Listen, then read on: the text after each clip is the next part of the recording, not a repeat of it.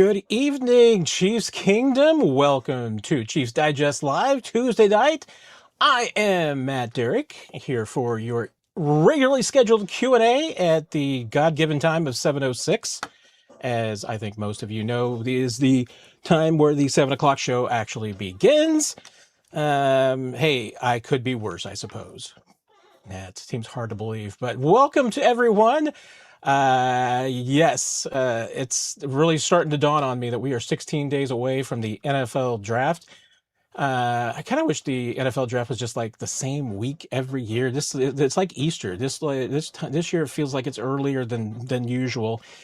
I mean, I know it's like the last week-ish of April every year, but it just 23rd just feels like it's earlier this year, and shouldn't really snuck up on me because it's the longest offseason the Chiefs have had my entire career on the Chiefs beat. So I should be really enjoying this, but the draft always sneaks up on me. It is going to be here before you know it. It is getting serious now as we are starting to get into the season. We're going to see. Hopefully we're not having any technical difficulties. I did get a notification that there were some problems with YouTube tonight, and I'm sure there's somebody out there who can tell me whether or not you're seeing this on YouTube. Although if you're not seeing it on YouTube, you really wouldn't be able to tell me that you're seeing it on YouTube or not seeing it on YouTube. So there's a flaw in my logic there somewhere, but we'll all figure it out. Hey, there it is on my YouTube, and it looks like it's actually there. So we've got that going for us, which is nice. I don't think I have too much of a monologue tonight. I know I see a bunch of questions in the queue, and we're going to get started. I thought that we could do a community mock draft tonight too. So let's plan on doing that here in a little bit, where you get to weigh in and tell me who you would pick at each of the points, and we'll just go through and have our own little mock draft on here. Maybe we'll do it again if it all goes well. We'll do it again leading up into the draft. Like we said, we got 16 days, and we'll have a lot going on during draft week. I've got a few tricks up my sleeve as far as hopefully some content that we will be seeing here in the days and weeks to come. We will have some availability from the Chiefs coming up April 16th. Mark your calendars. Brett Veach will be holding his pre-draft press conference, so we'll have that on the channel, and we'll be talking that. That's going to be on a Thursday, so we might need to do a special Thursday night edition of the Q&A that week to break everything down that Brett has to say and discuss anything else that's going on in Chiefs Kingdom that day. It's going to start to be a busy week. April 20th is the beginning of the Chiefs OTAs, an off-season program. We will hear from Andy Reid and select players. We'll see who those select players will be, if Patrick Mahomes will be one of them. I doubt Travis Kelce will be one of them. Might be a few new faces. Obviously, usually some familiar faces in there as well.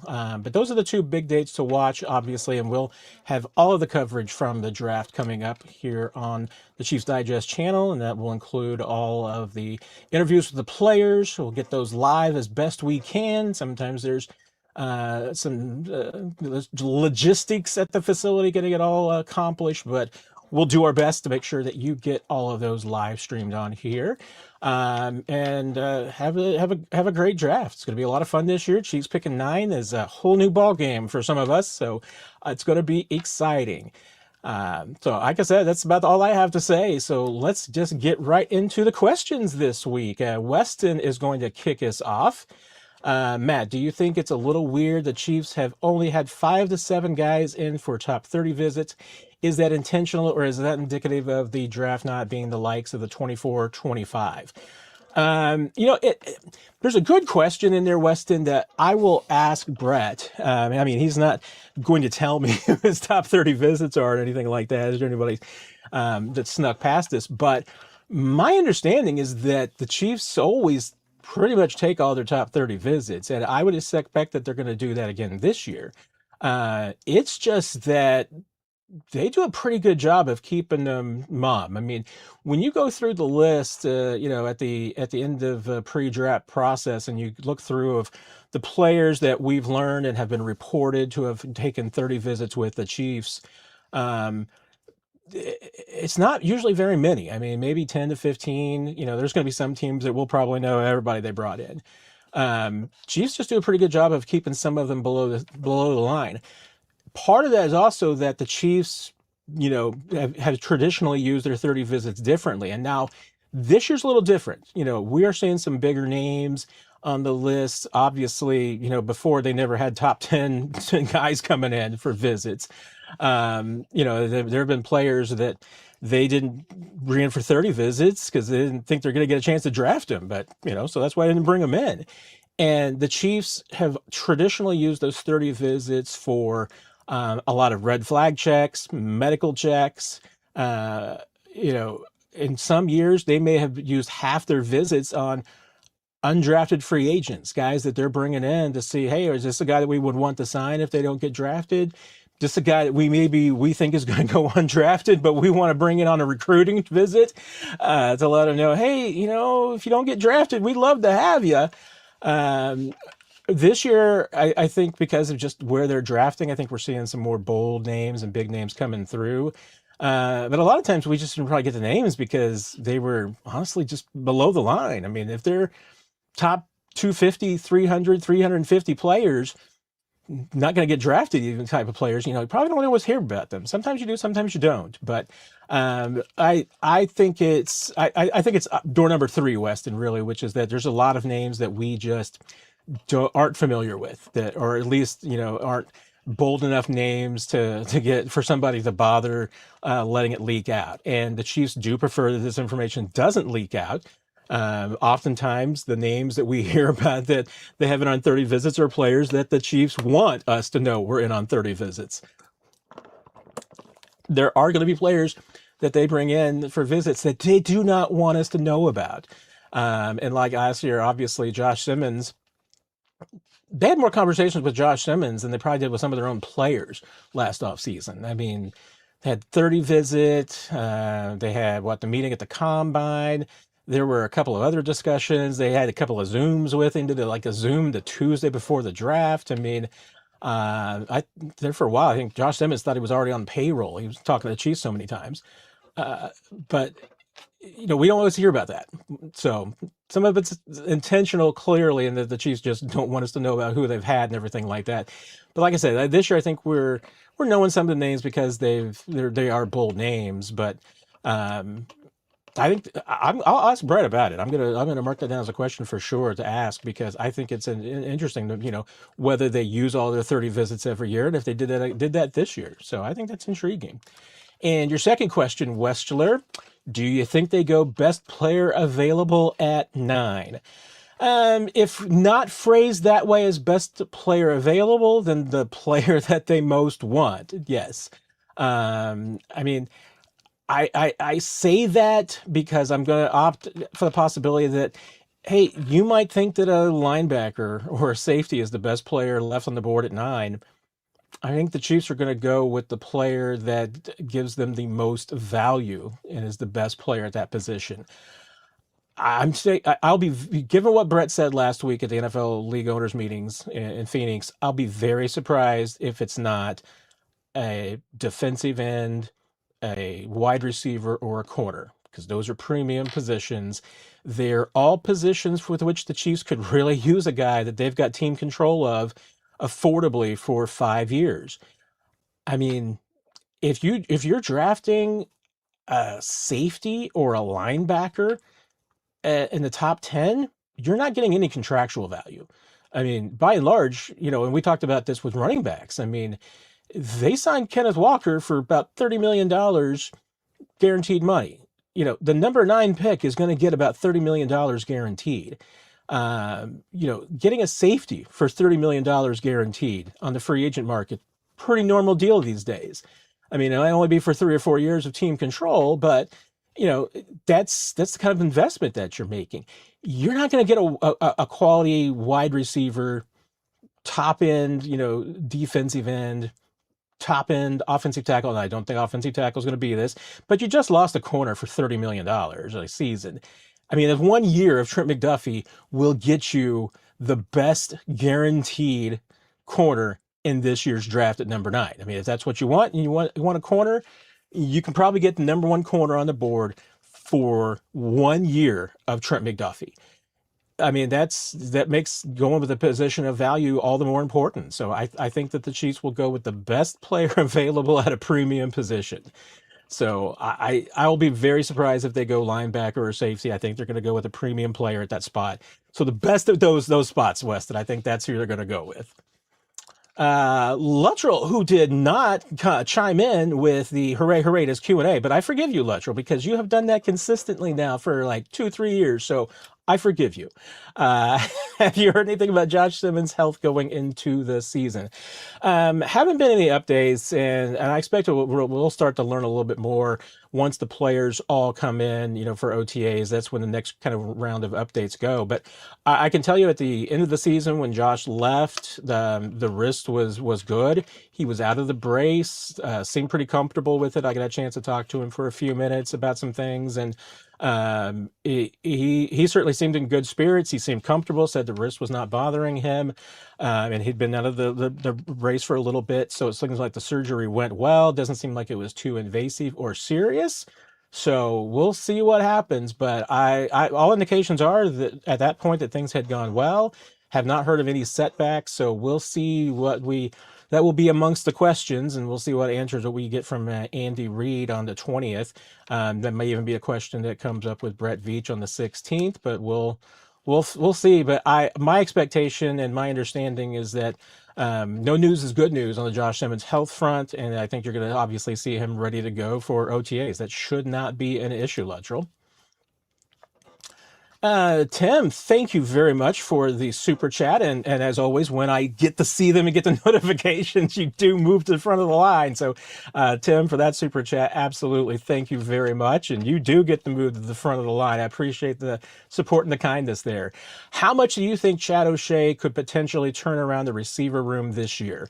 Do you think Reed believes it's enough that he wouldn't draft a receiver in the first round, even if Tate is available? A couple of really good points and questions in there, Tim. And let's deal with a couple of them separately here. As far as Chad O'Shea being able to turn around the room, I think he is going to have a big impact. I think he will. We'll see. How much and maybe how many bodies the Chiefs put in that receiver room. I'm sorry, I've been on the phone, I feel like almost all afternoon. Between there's a couple of podcasts and radio shows, and I've been talking with sources too. So it's been a busy afternoon. And actually, one of those conversations that I had, Tim, plays into what I want to talk about with your question. Because remember, it's not only just Chad O'Shea. Eric Bieniemy's coming back too. And in O'Shea, you have got a guy who is obviously been around the block. He's one of the best wide receiver coaches in the league. I I think he's going to have a huge impact on that room, and and it may be that he's going to just have some special pupils this year. Maybe the focus is going to be entirely on Rashee Rice and Xavier Worthy and getting them right. Maybe they will draft a receiver. Remember, I don't think that drafting a receiver in this year's draft is as much about 2026 as it is for 2027. Hey, I don't know if Rashee Rice is joking about being paid. Uh, and Tim, I just see you're contributing to the Matt Derrick Hydration Fund. That is a classic line. Much appreciated. Thank you very much. Um, I, I mean, if the Chiefs draft a wide receiver, especially early or in the first round this year, it's as much for 2027 as it is for 2026.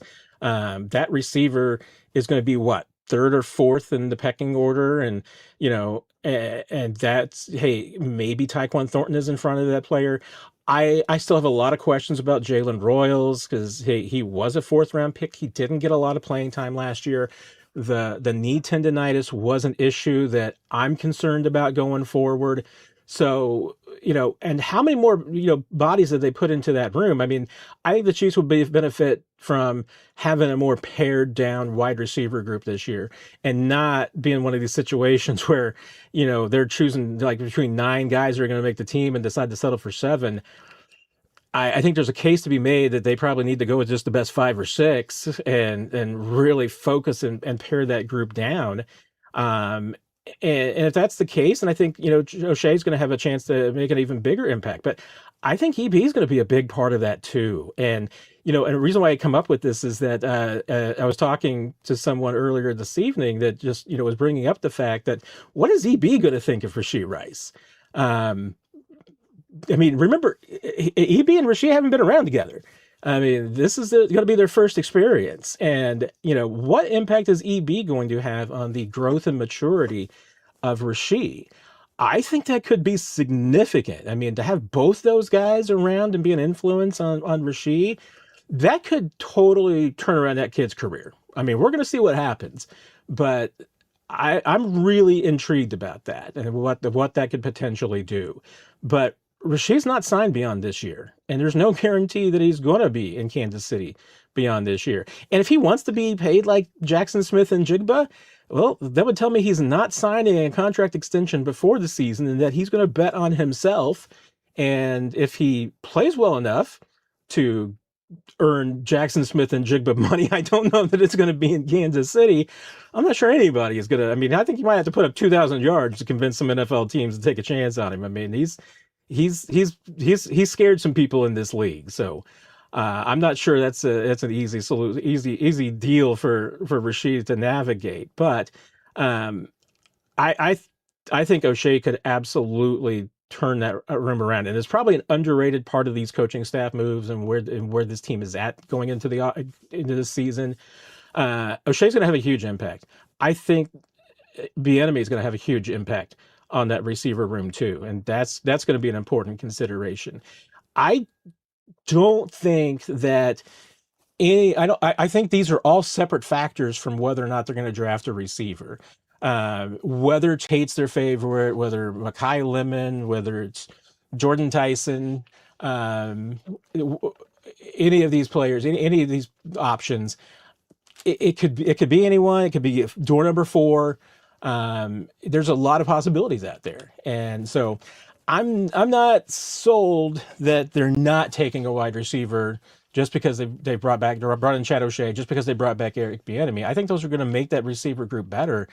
But if they take a receiver, it's going to be telling us a lot about 2027 and the fact that they're not convinced that they're going to have Rashee Rice beyond this year. And I mean, I think you have to assume that you're not going to have Rashee Rice beyond this year. You can't count on it for sure. And there's a lot of questions to go there. I'm DeBrown, also with a super chat. Thank you very much, friend. Blink twice if Simmons' drama was BS. Blink once if his family emergency was real. Okay, I'm going to try and do this very carefully here. I do the blink once because I mean I'm DeBrown. I'll be honest. I don't know. I've been told a lot of things. No, none of them by anyone that is only 1 degree from the situation. I've been told things. I'm sure a lot of you have heard things that are multiple degrees from the situation. Well, if we're going to play, 6 degrees of Kevin Bacon here, um, and I haven't heard it from Josh. We haven't heard it directly from Brett, from Andy. Those are the only 3 people that I can really hear something from and assume that it's the truth and believe it. So, hey, it could be a lot of things. It could have been family. It could have been personal. It could have been maybe door number 3. I'll use that a phrase again. It could have been a lot of things. And to me, it is just simply whether or not the player and the team think that it's going to be an issue going forward. And everyone that I've spoken to feels that it's in the past, that his situation has been resolved, and that there's not going to be a repeat situation of that. Not, can you guarantee that? No. But I don't think that anything with the drama was BS. I mean, I seriously don't. I mean, I do think that whether it was family related or not, whether it was something else related, I don't know. I mean, it was real. I don't have there's no doubt about that it was a significant situation. It was a serious situation. It was a personal situation. All of those things, and all those things can be true, whether it was family related or not. I don't think it was made up. I don't think it was overblown. I don't think it was anything that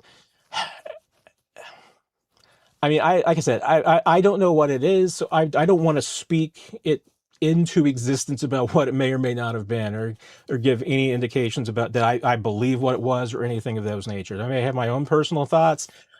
I've heard plenty of things, and some things you hear more than once, and so you probably give them those things more credence. But the reality is that having looked into the eyes of the people involved and talked to them about the situation, yes, I do believe that it was serious, it was real, it was significant, wasn't BS. But like I said, is it something that's not going to happen going forward? I don't think anybody can say 100%, but I think that all the parties involved believe that it's resolved and is not going to be an issue going forward. So we'll see what happens. But I tried to blink once there. I hope I didn't blink a second time. But if I did, I was on accident, Andre Brown. I swear it was by accident.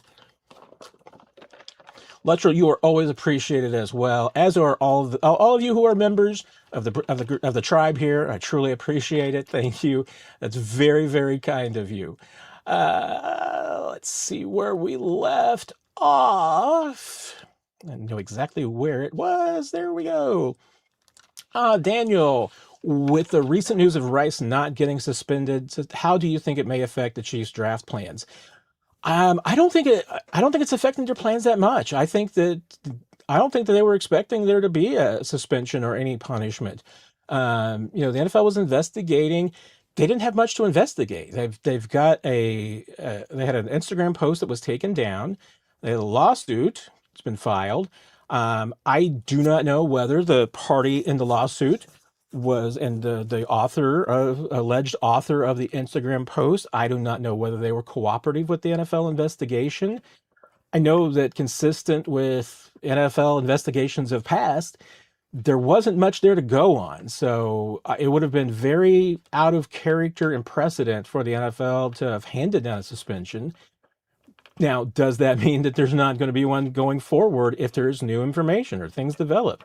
Certainly could happen. As long as law enforcement doesn't get involved, though, as long as there's not more, I mean, we have seen the NFL act when there hasn't been a criminal case and there hasn't been the legal process involved, but that's also been with volume. I'm thinking of the cases with like Deshaun Watson and the Ravens kicker Tucker. Um, those involved multiple allegations, and those were different situations. So, I never thought there would be a suspension based on what we knew to this point. Don't believe the Chiefs suspected there was going to be a suspension either. So I don't think it's really affected their plans either way. I mean, if anything, it might give them a little bit more confidence if they want to try and get something done with Rashee.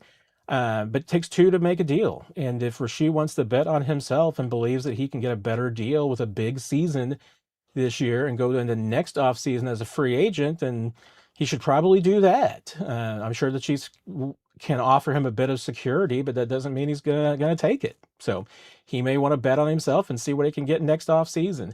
That's the only thing I think would affect the Chiefs, is just that if the possibility that this is going to be the last year for Rashee Rice, and you're going into 27 with the only receivers that you have under contract being Worthy for another year, with Tyquan Thornton for 1 year, for Jalen Royals for 2 years. I mean, that's the one thing that would make you think, okay, maybe you're drafting a receiver this year. And I think honestly, I mean, if you're the Chiefs, Nick and I have talked about this. You should probably you shouldn't, not probably, you should be drafting a wide receiver every year. Just depends where. And this year, I think you could go with a receiver at almost any position in the draft, and it would probably be the right choice. Chris, what would you offer for Dexter Lawrence? Very, very little. I mean, if you're talking about trade, a fifth, maybe. I mean, that's the most I would offer. And this is the reason. And the reality is that I wouldn't offer anything for Dexter Lawrence in reality. I mean, that's only if I wanted him, and I wouldn't pay much, because why? I mean, Dexter Lawrence is demanding a trade because he doesn't like his contract. It's not about getting a good deal and being like, okay, well, he's only due $18.5 million this year and 15.5 next year. No, it's that he's not happy with those numbers. He wants a lot more than that. So if you're acquiring Dexter Lawrence, you're buying a player going into their age 29 season, a player coming off, I believe, 0.5 sacks last year, had half as many pressures as Chris Jones did. I mean, this isn't Chris Jones at 29. I mean, this is Dexter Lawrence at 29, and he's not a superstar player. I mean, he's a good player, but he's coming off a bad year. I mean, this is, to me, it's an example of just of paying high to buy low. I mean, I, I mean, if I'm acquiring Dexter Lawrence, it would be because of the, certainly to a degree because of the contract. I'm not paying him $1 more, but that's the problem. Is if you trade for Dexter Lawrence, I don't think he's playing for you until he gets paid again, and I would not be looking to pay Dexter Lawrence. So even with the contract as it is, I mean, the Chiefs have no room to shoehorn that in. They would have to significantly rework the deals for Creed Humphrey and Trey Smith, and that would take most of their cap relief that they could possibly free up. So I just see it as a puzzle piece that doesn't fit, and it's not in keeping with what the Chiefs are trying to do. I mean, they are trying to get younger. They're trying to get more affordable. Dexter Lawrence is the exact opposite. Doesn't do anything for them, and I'm not entirely certain that it makes them better. So I don't see it. I mean, maybe there's some other teams that would feel differently, but I would be very surprised if the Chiefs have any interest in Dexter Lawrence. And no, Chris, it is not an Eagles hoodie. It is a green shimmering type hoodie, but it brings out the green in my eyes. So I do wear it periodically, and it does end up happening a little bit on Q&A days, purely by accident. But today it was a hoodie and shorts day. So you got this one because I had a lot of things to do. I had to go see some people and everything. And if I'm going to be busy and out and never see people and everything like that, I do like it because it brings out the green in my eyes. So there you go. Oh, let's see, reading some of the comments. Doctor Who, Trent Williams and Dexter Lawrence seemed buying a house together in Overland Park. I'm sure they were at the airport as well, and you got to see them at Starbucks. Glad to see those ideas haven't gone out of style. Patrick, Matt, hope you are well. Hope you are as well. Also, does Mahomes get to sit in on the draft free agent meetings to help figure out who to sign and draft? I've never heard that he has done any of those things.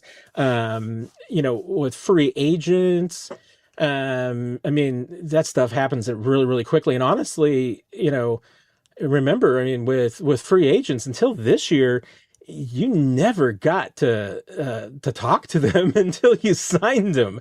And players certainly, I mean, that would be considered definitely tampering if players were talking to players during the negotiation window. I mean, technically speaking, they now allow you to do 5 Zooms with players during that negotiation window. But remember, until this year, you could only talk to their agents. That was the only contact that was allowed. So really wasn't much of an opportunity. And things move so quickly there that it's really not practical for players to sit in on the free agents.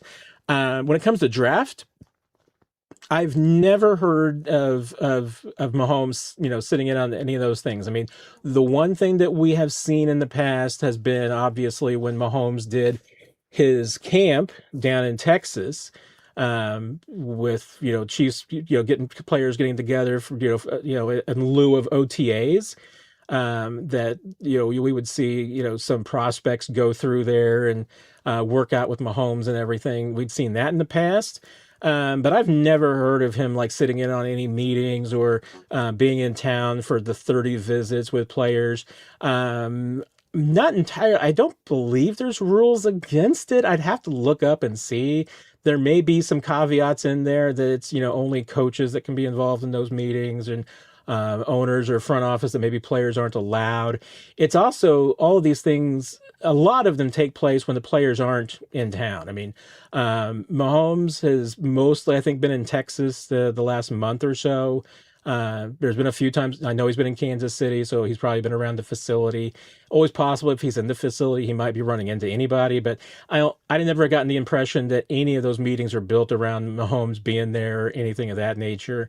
Um, and I kind of have to say, I mean, we've talked to players who've gone through some 30 visits before and asked them if they, ran into anybody, and and usually they don't. So I'm assuming it just doesn't happen.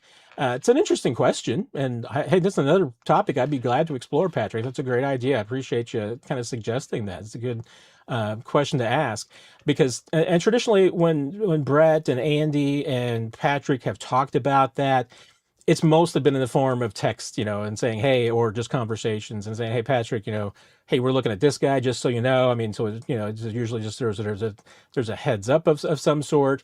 But I don't, I haven't really gotten the sense that he's been actively involved in that. Usually it's just more of, he might have given his 2 cents as far as saying he likes this guy and everything. No, hey, that Brett has bounced the players off of him before. He said, hey, what do you think about this guy? But I've never gotten the sense that he's like sat in on any of those meetings or conversations directly or anything. Doctor Who, apparently Rashee said that he wants JSN money. The odds the Chiefs extend him or bring him drop back down to zero. I mean, like I said, I alluded to earlier when we're talking about Rashee in that situation. I mean, if he wants JSN money, I don't think it's going to happen in Kansas City. Don't even think it's going to happen in the offseason in Kansas City. It's certainly not going to happen now. Nobody's paying Rashee Rice JSN money. If he wants Jackson Smith and Jigba money, he's going to have to go out and have a contract year. He is going to have to defeat the contract year very soundly. And can he do that? He can. And once again, I mean, I think Chad O'Shea, Eric Bieniemy, Patrick Mahomes, Travis Kelce, Xavier Worthy. I think there's going to have to be a lot of guys help him to get there. But he's got the talent. There's no doubt about it. I mean, he's got the talent.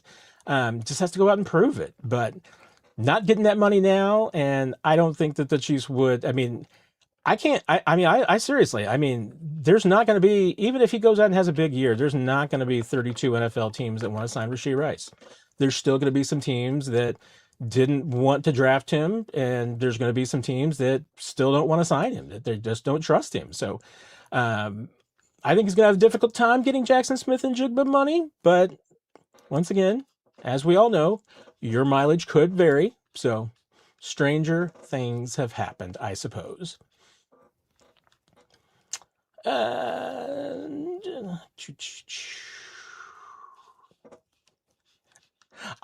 right. I see your hooray got erased somehow. I fully believe that. So I don't know what happens. There's always a lot of comments and everything like that in before the show starts, and when it starts, things do have a tendency to disappear. I know usually it's all of the super chats stay in the chat until the following week's show, so that could be part of it. So, but I think you should feel honored that I look forward to. I was actually looking forward tonight because I always try to put up your hooray it's Q&A day as the first comment at the bottom of the screen. So that's a compliment and a salute and a tribute to you, Luttrell. So Jackson, as a fan of football, what is your favorite Chiefs offseason move so far?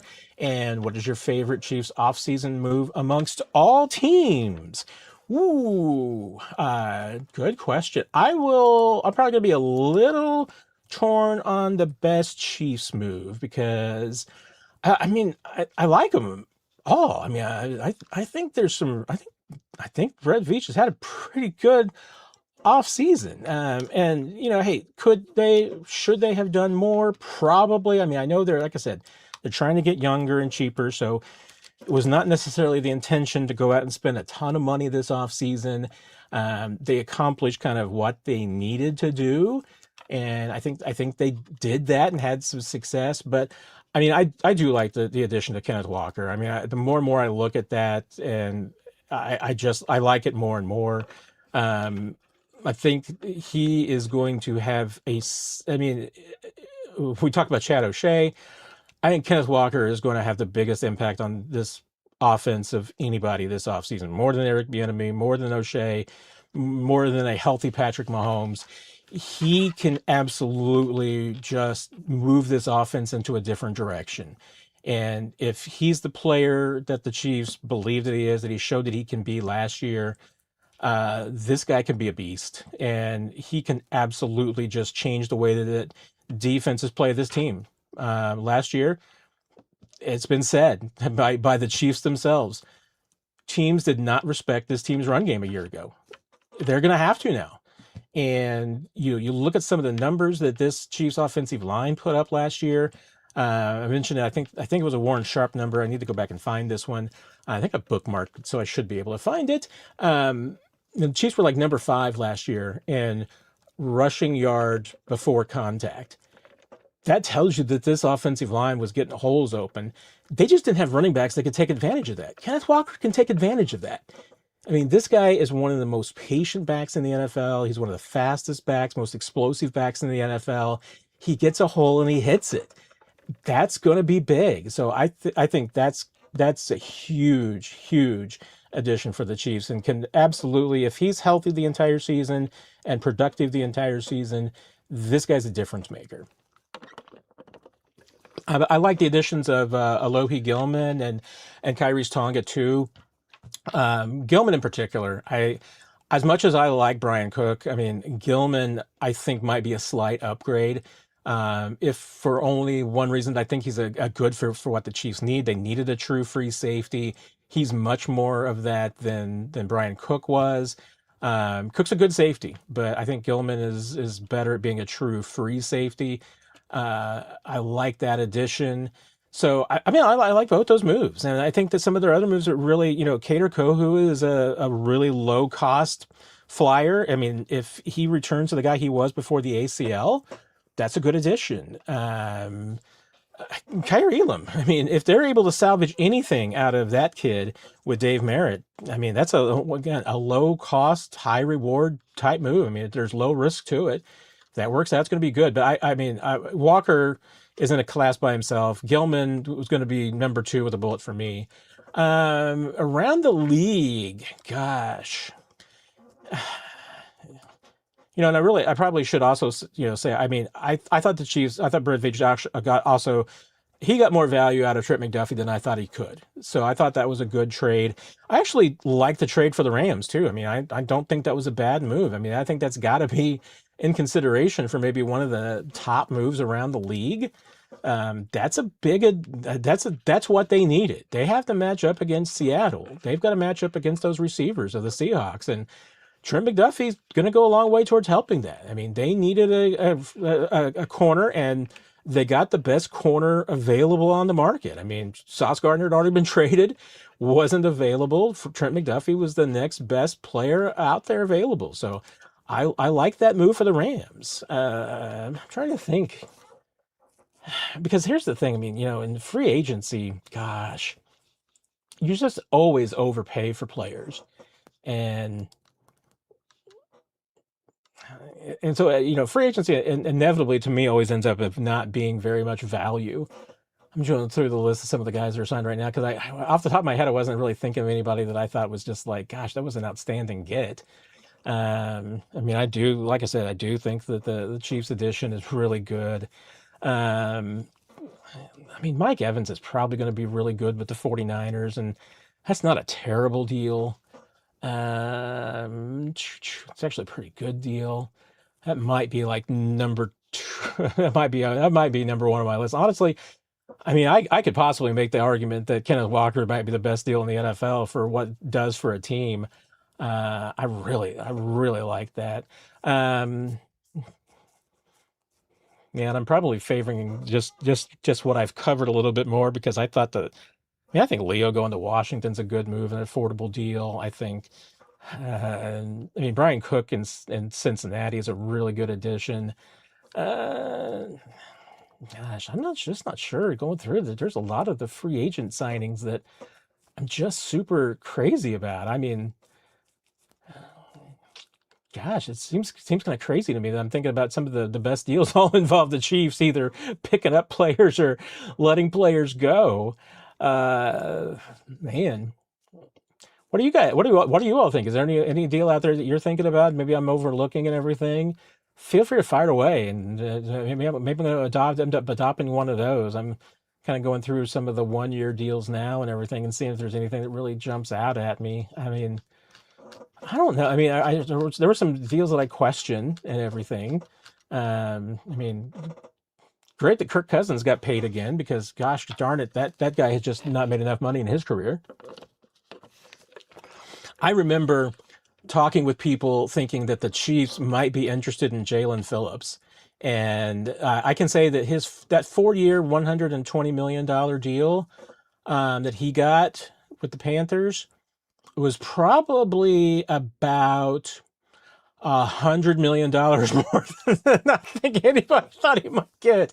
That was a crazy deal. I mean, I like Alec Pierce. I think the Colts, are going to regret that deal. I don't know. I said I'm not sure there's any of the free agent deals that I'm jumping out at. I mean, the Trent McDuffie trade might end up being one of my favorite moves of anybody, and I think I actually like that deal for both teams. So that's kind of a crazy question, Jackson. Thinking I was jumping ahead to see if anybody threw out you know what, Jackie, I did like Isaiah Likely maybe going to the Chiefs. So yeah, that's not a bad one right there. So, oh, Jimmy's, what am I going to do with you? I see you having fun down there. All right, Jackson, appreciate the question. And let's see, where we gonna go next? Jimmy's. I know you're having fun. You're crazy, but Jackie, I really quite. I think I saw the question mark there. No, it hasn't been proven to be anything with Josh Simmons. I don't. Here's the thing. I'm going to lean on the traditional, and one of my favorite phrases.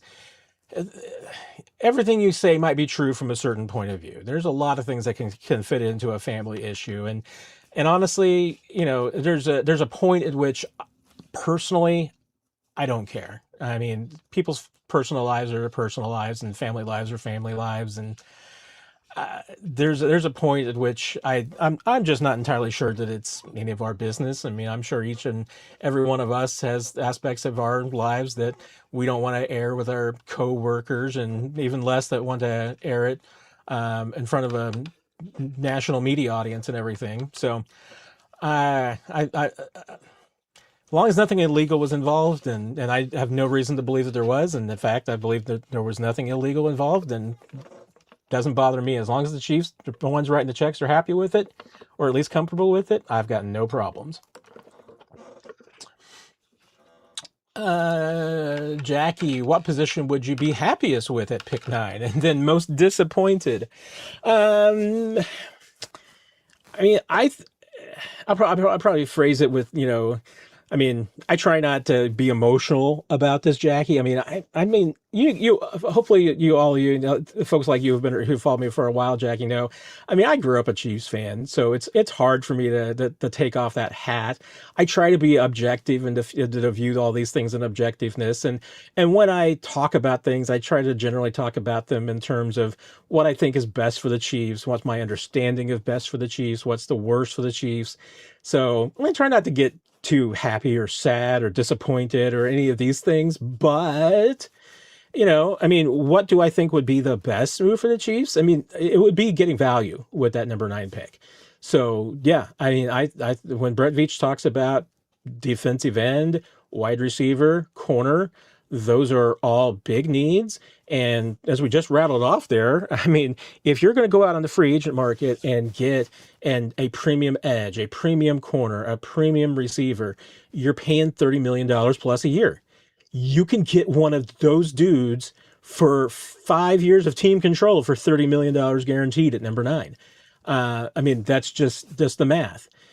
I would only be surprised if the Chiefs and Brett Veach didn't go with positional value. So if they drafted an off-ball linebacker, not an edge rusher, not a pass rusher, if they went with a Drew Tranquil, Leo Chenal type Nick Bolton type linebacker at number 9, I'd be really surprised and think it's not going to work out well.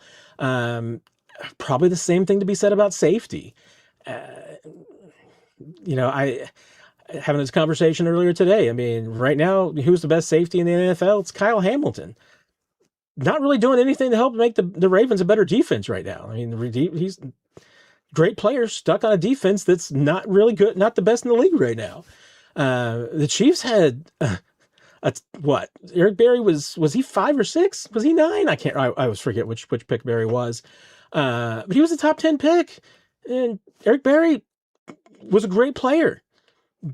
And the Chiefs did, granted, have some great defenses under him, but did they win a Super Bowl? No. I mean, you win Super Bowls with premium players on rookie deals and making not a ton of money. So to me, I mean, if the Chiefs can get a wide receiver, an edge rusher, a corner that they like at 9, that they're comfortable with, and that guy goes on to be a very good player for them for an extended period of time, that's what you'd be happiest with. I think I'd be really surprised and a little curious if the Chiefs took anything else. And honestly, I will put offensive tackle in there. I don't think that there's the value at offensive tackle at that spot. I mean, there might be There's a possibility if the first tackle off the board is available at 9, maybe there is a first round tackle that's available there. But yes, the Chiefs need a right tackle for the future. I just don't know if you need to take a right tackle at 9. And the Chargers did it. It's helped the Chargers, but at the same time, I mean, have the Chargers won a Super Bowl yet? I mean, have they gotten even close? Haven't they won a division yet? So I think it's got to be one of your positions of need that you need for 26 and beyond. That is a position that makes a lot of money, and that's corner, receiver, edge rusher. So that's where I think you got to go. Chris, is the $650 million that KC is spending on the World Cup worth it? I am the worst person in the world to ask, Chris, because to borrow a phrase from, I believe it was Tony Kornheiser, if the World Cup was going on in my backyard, I'd walk across the room and pull down the shades. I can't stand soccer. The FIFA video game, fine. It's an interesting diversion. I actually enjoy that. Watching, because it's nothing like the game of soccer. It's really fast and it can be over in a short period of time. Watching real soccer, football, I guess if you will, it's like watching paint dry. I know I'm making some angry people here. I know I'm going to lose some of you. I simply cannot stand soccer. It's just awful. I mean, I mean, even when I'm told that soccer is entertaining, it's still just about, I mean, I would rather watch something go around in a circle for 3 hours than watch a soccer match. I mean, it feels like the same thing. So there you go. I see your comment there. I can't approve of the language, I don't think, but I see your comment, and yes, that's an accurate quote, though. So yes, so I'm the last person you ask. I mean, I really, if I had my wits about me, I would be absolutely getting my house together and renting it out as an Airbnb and just skipping town for 6 weeks, because I do not want to be a part of this nonsense and everything with all of the crowds and everything that's going on. The only thing I can only hope for is that nobody makes it to Liberty and, causes the lines at restaurants to be, I mean, we don't need more people showing up at the Texas Roadhouse. I mean, that thing has already got like a 45-minute wait on a weeknight. So we don't need any craziness like that, just making our lives more miserable. So there you go. I think that's about the best thing I can possibly say about soccer in the World Cup. Alex, could Veach treat the number 9 pick like a luxury, considering having the 29th pick as well, where they usually are anyway, would be considered a reach for picking somebody they want? I mean, I'm not going to lie, I get the certain logic behind that, but then again, it's also, I mean, I think it's a little bit maybe the other way for me, which is that 9 is, I mean, you're not gonna. This is gold. I mean, this is the golden ticket. You don't get this very often. If you're the Chiefs, this might be the only time. You're hoping this is the only time in the Patrick Mahomes era that you're drafting anywhere near nine. So to me, that's you want to cash that in for as much as it's possibly worth. 29 to me is kind of the luxury in this case. I mean, it's the pick you weren't expecting. You know, you've made the trade for McDuffie, you got that.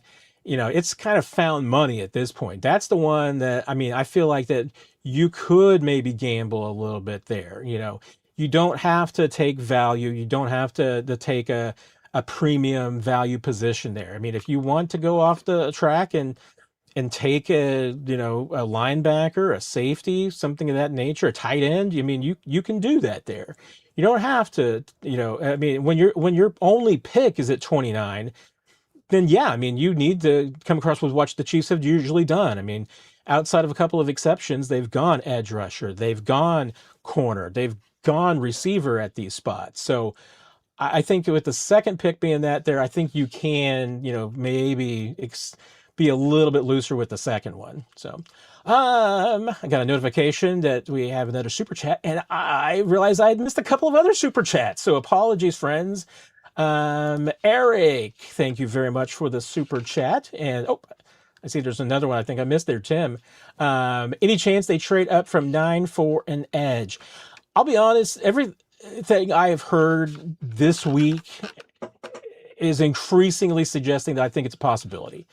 And probably specifically for an edge. I don't think you have to for a wide receiver. As long as you're happy with one of the top 3 or 4 receivers, if that's what depending on how you rate the receivers. And I would expect that a lot of teams have the receivers in different orders. I don't think that they're all going to have them listed the same way and ranked the same way. So it's not, every team's not going to be the same way. They're not going to see this and be like, hey, okay, Carnell Tate's number 1 across the board and Mekhi Lemon's number 2. There's going to be teams that have them in a very different order. So, but if you got 3 or 4 players that you like there at that spot, I mean, I think receivers one that you can wait. You don't have to move up for. With at edge, I mean, 2 of maybe the top 3 edges, arguably, and this might, vary. I've seen some people who will say that and classify Arvell Reese as an edge. I am not sure I consider him. Maybe a little bit. Maybe as a 3-4 edge. Yes, you're going to say that. Um, and there's probably a few. There's another guy I'm thinking of, and I'm trying to remember which one it is. It's kind of in the same way. David Bailey, I think, is an edge in a 3-4. So I mean, that's the thing, is that at least 2 or 3 of the top 4 edges in this draft are not necessarily guys that fit the Chiefs' size, requirements and everything. And I think it's interesting that they brought in David Bailey for a 30 visit, because that's a guy that on paper I would say doesn't fit the Chiefs scheme just from a size standpoint. Bringing him in clearly to get Steve Spagnuolo to get a look at him and to figure him out and everything like that. I mean, that's the Chiefs doing their due diligence, and if they learn from having him in that's something that could work for them, then do it. I mean, that's good knowledge. But I mean, to me, Bain, I think, is the one that you would trade up for. If that's the player that you think is the difference maker and that you can go get, I think you trade up for Bain. I mean, I don't think that there's another edge that I necessarily would trade up for. I mean, if you like Bailey and Bailey falls to you, then I think you would do that. I mean, increasingly, it looks like a lot of people think Bailey's going to go a lot higher than 9. Would I trade up for Bailey if I'm the Chiefs? I'm just not sold about that. And like I said, receiver's not one that I'm sold about that. I don't even think you'd have to move up for a corner. For an edge, I think you would have to trade up. And it certainly seems like there's some smoke in the area that the Chiefs might be interested in trading up. So if they're interested in trading up, I would assume it's for an edge, Eric. I think that's a good point. Tim, what percentage of these super chats go to you personally? If less than 100, can you casually drop a Venmo? I can casually drop a Venmo, Tim. I have to remember what my Venmo is off the top of my head. It is not 100%. You are right. So, I probably shouldn't be saying that on the I think it's actually against the rules of various things. What is my, I think it's, never been asked that before, so I actually truly appreciate that. What in the world is, oh yeah, hit the right spot. There we go. Matt Derrick 71 for those of you scoring at home, or those of you who are alone. So yes, if you if you always wanted to know what my Venmo was, and I'm assuming nobody can hack that successfully, but appreciate it if you don't hack it. But there you go, Tim. Matt Derrick 71. Feel free to use that at your leisure. It's very kind of you to ask. Leon, do you like the big running back from Clemson, Adam Randall, moved from wide receiver to running back, may use him as a fullback? I will be honest, Leon, I have not looked at running backs very much other than the top of the draft. Looking to see where they're kind of considering him. I see they do have him running back on mock draft database, and they've got him at 195. And I'll be honest, I have not looked a lot past really like the top 4 or 5, and maybe even then, depending on how your rankings are. Seen a lot of Jeremiah Love and Jadarian Price, a little bit of Mike Washington, Jonah Coleman, Nick Singleton, a few of those. I heard a lot of nice things about Kalen Black from Indiana. Obviously, I saw a little bit of him just watching Indiana play, but haven't really specifically watched his film or anything yet. And I'm pretty open. I mean, I'm not a film guy like Nick is. I'm not the world's greatest at breaking things down. There are other people who are much better at that.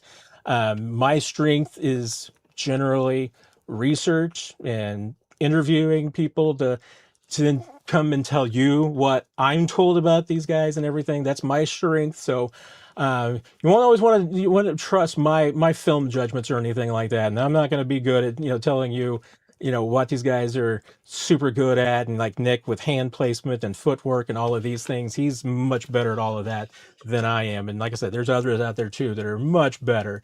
I will look, and you're the second person today tell me that I should look at a different running back that's on this board, Leon. So that's.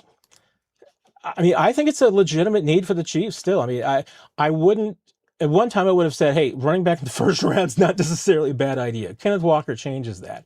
But the Chiefs could still possibly use a running back. I do like the addition of Jimmy Mercado. I believe I'm trying to remember how to pronounce all the new guys' names.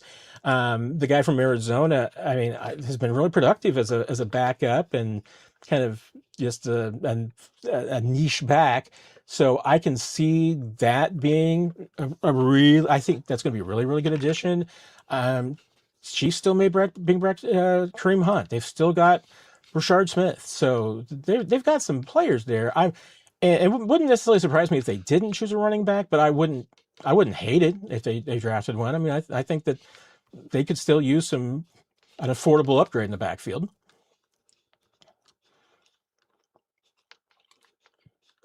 Let me see. I think that's the last of our super chats. So apologize that I missed some of those earlier, everybody. I will once again try and make sure I watch those numbers and make sure they don't change.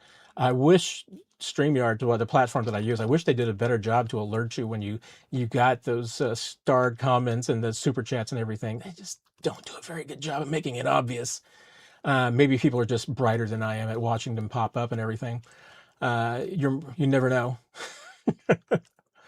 Okay, I was in a really good spot there, and then I lost my place. I remember the time exactly. We're getting there. Toy, who do you think Pat Mahomes is telling Veach to draft? Knowing Patrick, usually it's guys from Texas Tech and receivers. But hey, Patrick's a team guy, so he will generally be happy with whatever Veach picks if he thinks it's going to help the team. And I've never seen Patrick not fully back a draft pick, so he's gonna be excited whoever the Chiefs pick. But he's always banging the table for Red Raiders and for guys on offense. So Alex, do you think Walker will disappoint the Chiefs? I I really don't, Alex. I mean, it's possible. I mean, could he get hurt? Sure. Hey, does he get the contract and not live up to it? Just doesn't have that juice. It's always possible. It happens to guys. But I Walker seems like a competitor to me. I mean, he doesn't seem like the kind of guy that is going to get paid and disappear. I think the Chiefs were happy with that kind of philosophy assessment of him too. So I think that's one of the reasons why they chose to invest in him. And you look at the numbers, and he just seems to fit in with this team so well. And even watching him, I was really impressed with his performance in the postseason and in the Super Bowl in particular. He's just so patient, and that is such a departure from what the Chiefs have had the last few years. Bless his heart, and there's actually things to compliment about Isaiah Pacheco's style. And when he was healthy and explosive those first couple of years before the ankle injury, his furiousness and anger that he ran with was a strength. And even if he wasn't the most patient back in the world, he picked up some yards that weren't there because he just always seemed to fall forward and his momentum took him that way. He was not an explosive back. He wasn't a guy that was going to get you 72 yards on a carry, but he also wasn't a guy, those first couple of seasons that was going to get you -2 on a potential carry. He was always, it seemed like, going to get you more yards than were there, at least a yard or two. So, I mean, the patience that Walker has is just extraordinary, and I think that's going to fit in really, really well with Andy Reid's offense and with this offensive line. This offensive line, it's a good blocking offensive line.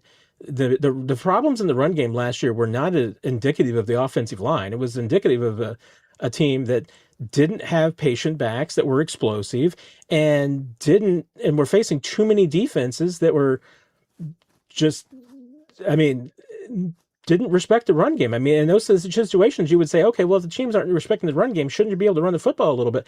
Well, not if you're not respectable. The Chiefs' run game was not respectable last year.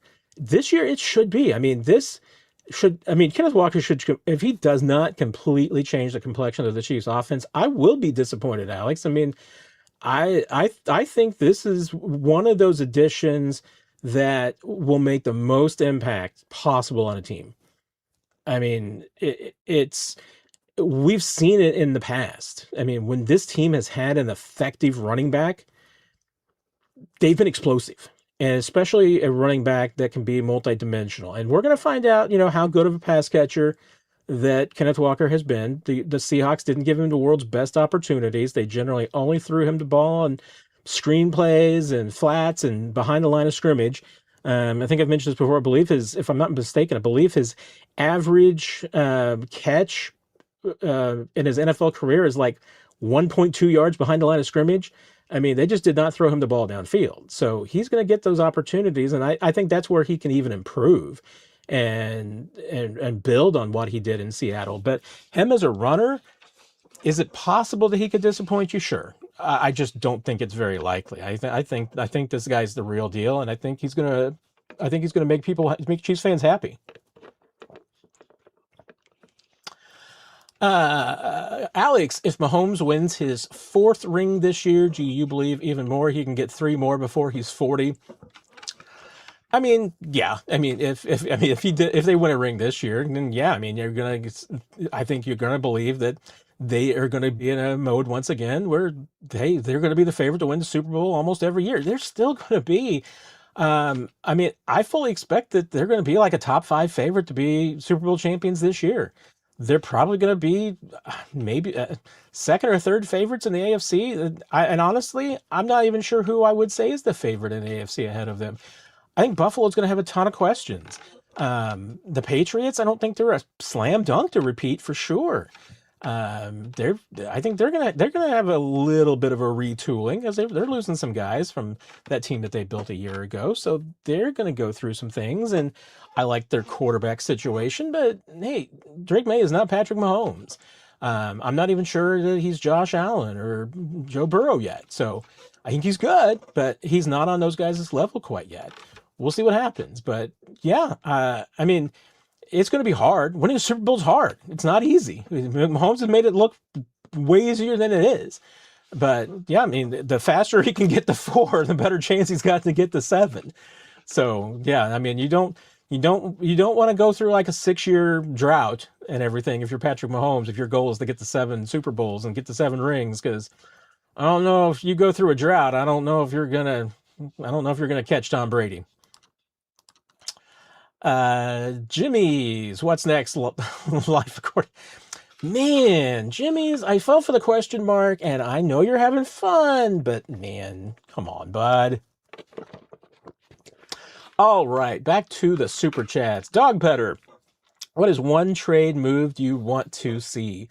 Man, I mean, I'll say it. I'd say, I think I don't remember if it was whether it was on the podcast with Nick or it was on this show one night when we were talking about, free agents that were out there and everything. And this is not a big signing or anything, but I was like, I mean, Kyrie Elam's just out there as basically a free agent. I mean, he's not going to cost you much. I definitely thought that the Chiefs should go get him and see what Dave Merritt could do with him. So the fact that they went out and did that, I mean, that's one of those small things. It's like, okay, yeah, that made sense. You should go do that. I mean, the, I think about trade or move that you want to see. Hmm. I mean, I don't. I think for most of what the Chiefs' needs are at this point, I do think that I do think that the draft is a better solution for a lot of their problems. I mean, even if they're not perfect solutions, even if they're maybe not ready-made solutions, I'm not sure there's anybody out there that, given the Chiefs cap situation, that I would say, okay, that's a guy that, you should go make the trade for to go get.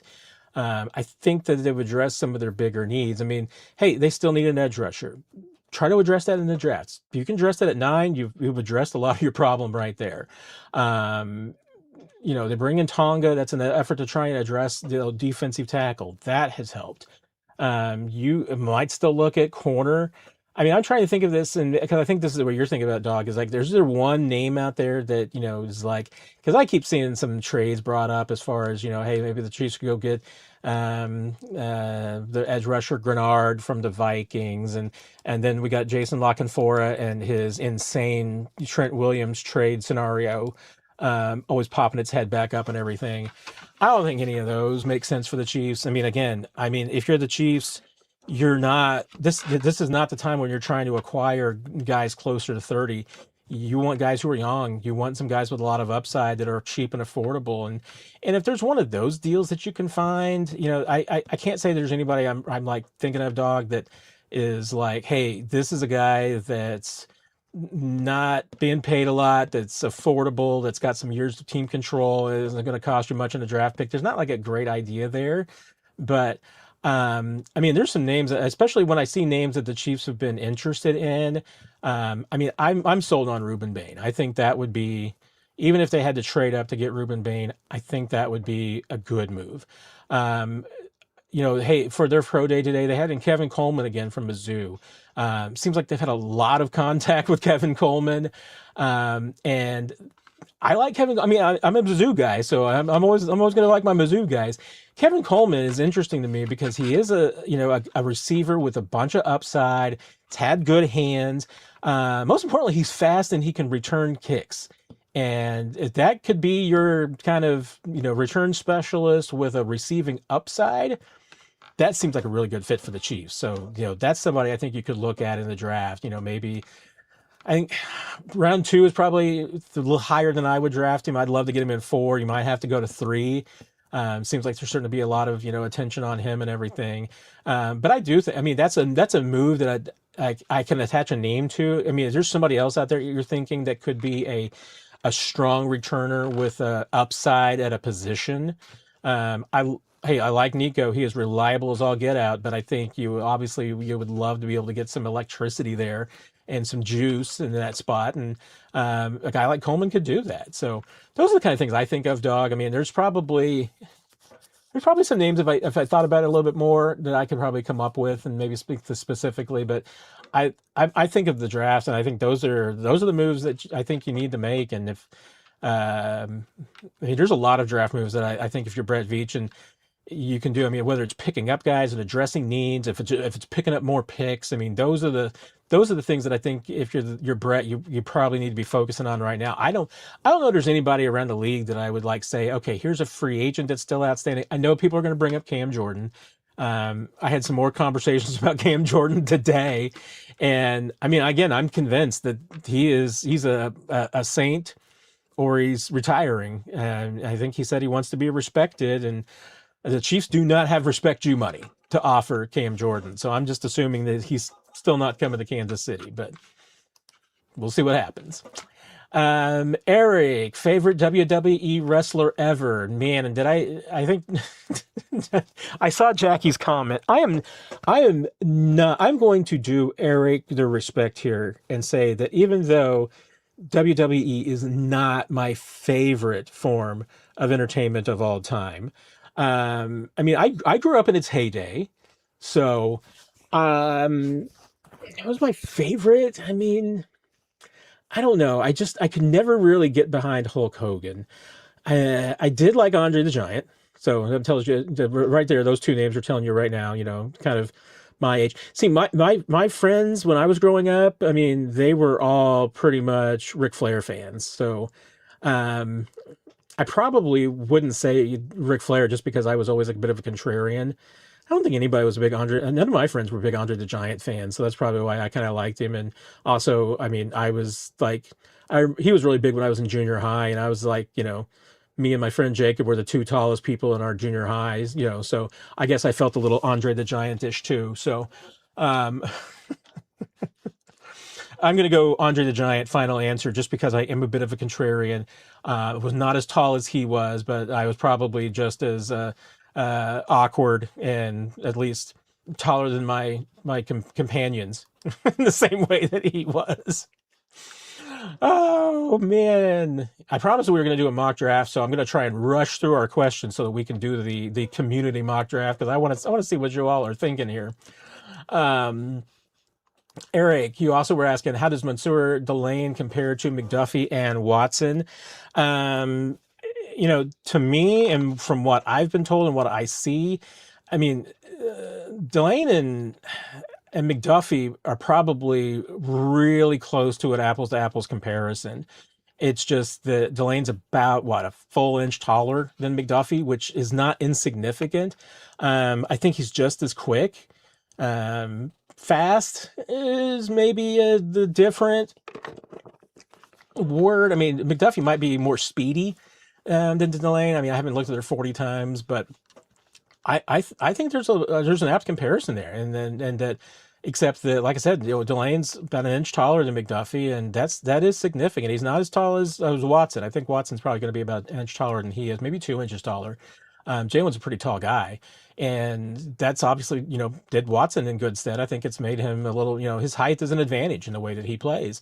Um, I Delane, I would be really interested in going to the Chiefs. I mean, if you're at 9, that's got to be one of the guys on your short list. I mean, that to me, if he is still available at 9, if the receiver that you like is gone, if Bain is gone, gosh, I am at some point. If the Chiefs take Ruben Bain, I'm going to call him McBain from The Simpsons at some point repeatedly. So get ready for that. But he's on my short list. I mean, he would be one of my top 3 guys at that number 9 spot. So. Uh,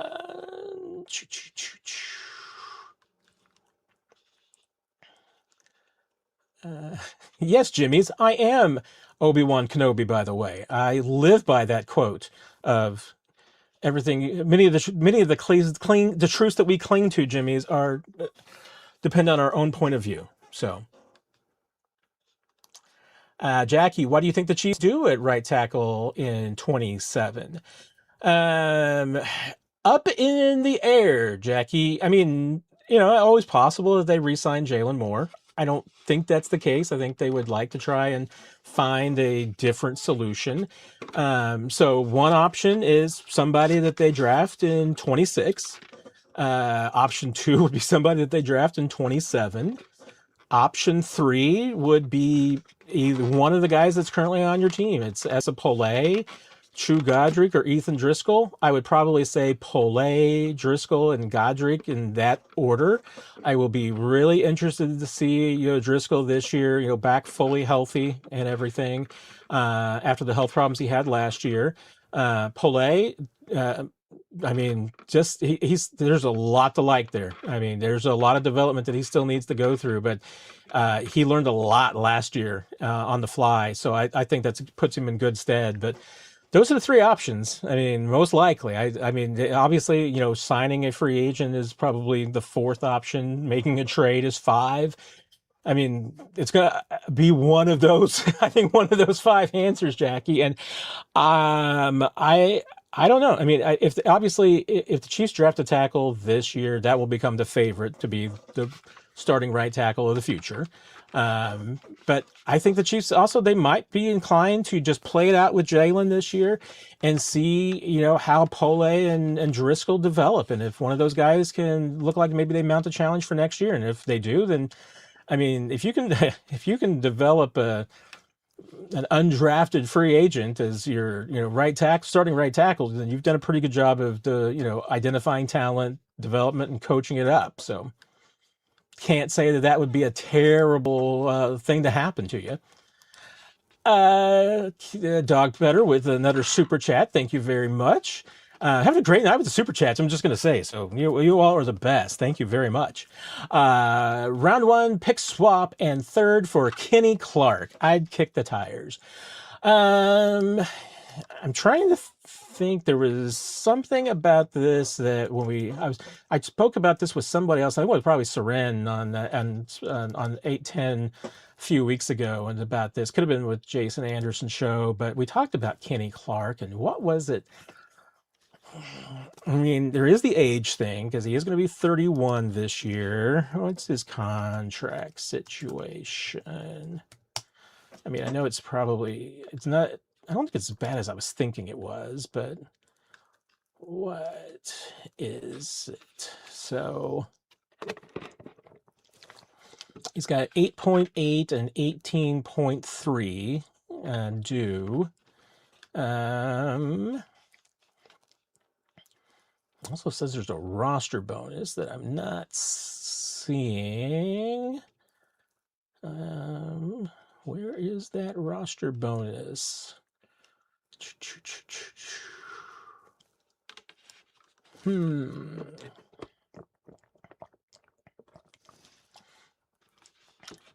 Let's see. I'm on Spotrac and not seeing how it pops up and everything like that. I mean, based on the numbers, I mean, my only really concern would be, that you're committed to 18.3 for 2027, although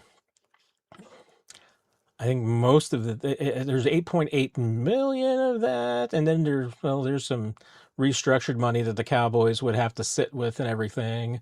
Gosh,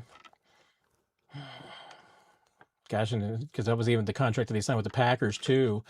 I mean, not the worst thing in the world. And what was your trade? Your pick and swapping picks?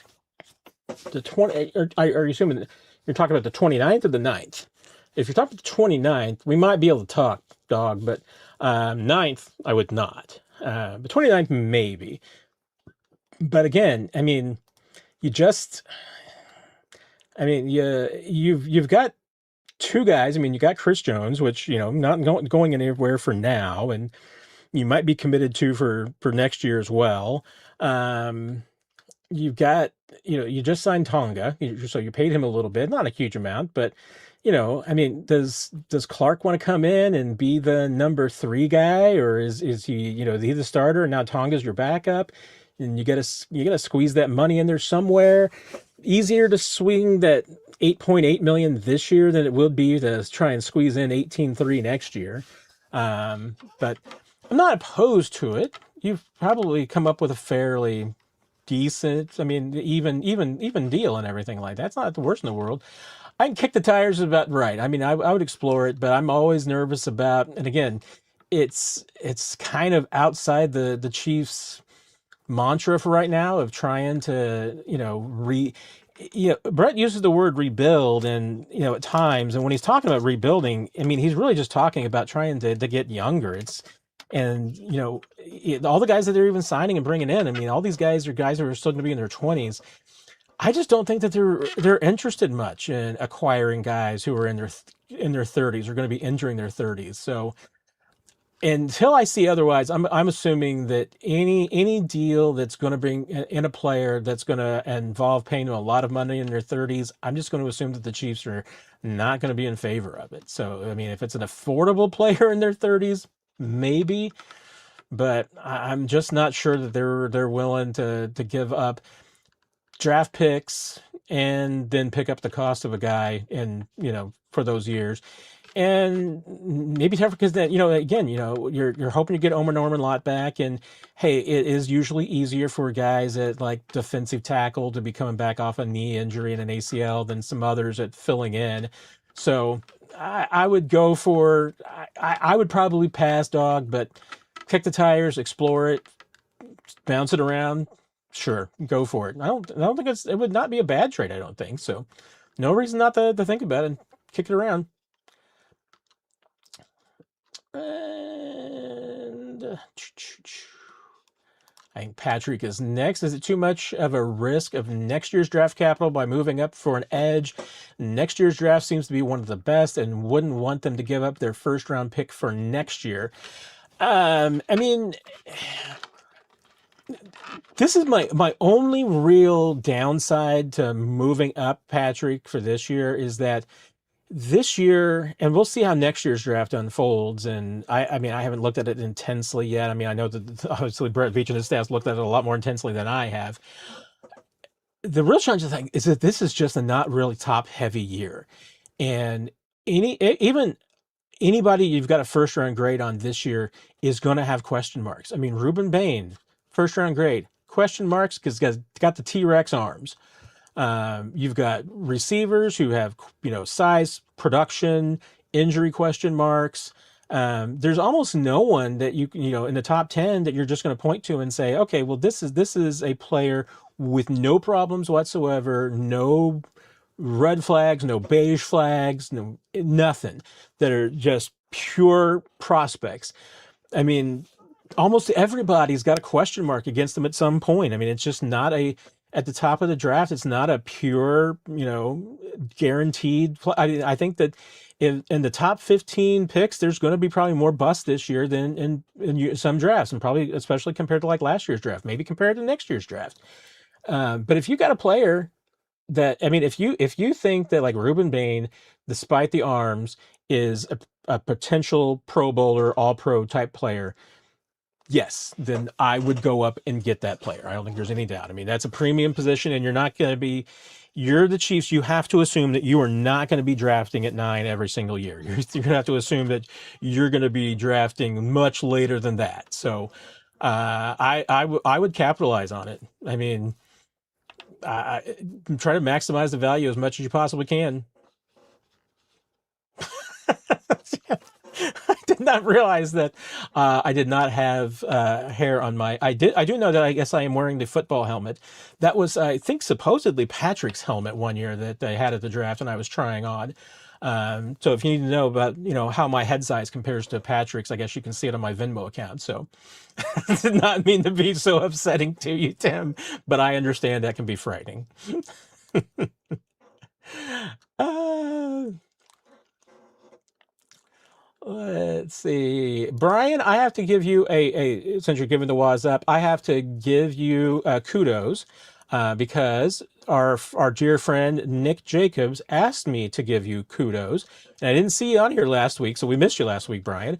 But I was told by Nick that someone was giving him grief for not putting as much effort into the draft this year with his dad passing and some of the family commitments, obviously, that he has had and everything, and just trying to, make it through and, not doing the full draft board that he usually does and just, focusing on the first round and some of the highlights of this year's draft. And I understood that you stepped up and put some people into the wall, saying, hey, guy's got more important things to deal with, and he's taking care of his family and doing all of those kinds of things. So Brian, you are a stand-up person, and I salute you for that. Thanks for taking care of our friend. You deserve props for that, and I know Nick greatly appreciated it because he went out of his way to mention it to me. So kudos to you, Brian. Yeah, Jackie, there's a distinct possibility there's 3 edges that are gone before 9, and that could make things really interesting. The correct answer is Steve Austin. Okay, all right, there you go, Brian. Ultimate Warrior. Mickey Moonrock, love the name and the avatar there. What does a successful draft look like to you, Matt? I would say, you're gonna have to, you're gonna hit all your needs. So what? Chiefs have like 8 picks right now. I would say defensive end, receiver, and corner, all 3 of those early in some way. If you can get those all addressed in the first 2 days, win. That's ideal. If I'm going to have 8 picks, so there's my 3 right there. I am going to probably circle back and hit defensive line again. It could be tackle, it could be edge, could be a flex, but wouldn't mind, addressing somebody that's a pure, just a run stuffer, big mountain man kind of a player, some sort of 6'7", 330 burly monster that you just plug down in the middle and everything. Wouldn't mind seeing one of those on this team for a while. So we're there to 4 already, and 3 of them are on defense, and 3 on the defensive, 2 on the defensive line, I guess. So, honestly, I'm not going to count 3 defensive linemen, but I could absolutely see the Chiefs going to defensive line 3 times. I could also see them going defensive back again, but we're going to wait on that. 4 picks. I'm going to hit tight end 5. We've addressed receiver once, so okay. Let's see. At that point, and now we're at this point, hopefully you're dealing with day 3 picks and everything like that. I could see again. I'm gonna go ahead. I'm gonna say the Chiefs address defensive line a 3rd time. I'm gonna just say defensive back a 2nd time. Could be a safety, could be a corner, and probably a linebacker. I know this ends up being a really defensive heavy draft, but I think that's where most of your needs are. I think you need some depth on the defensive side.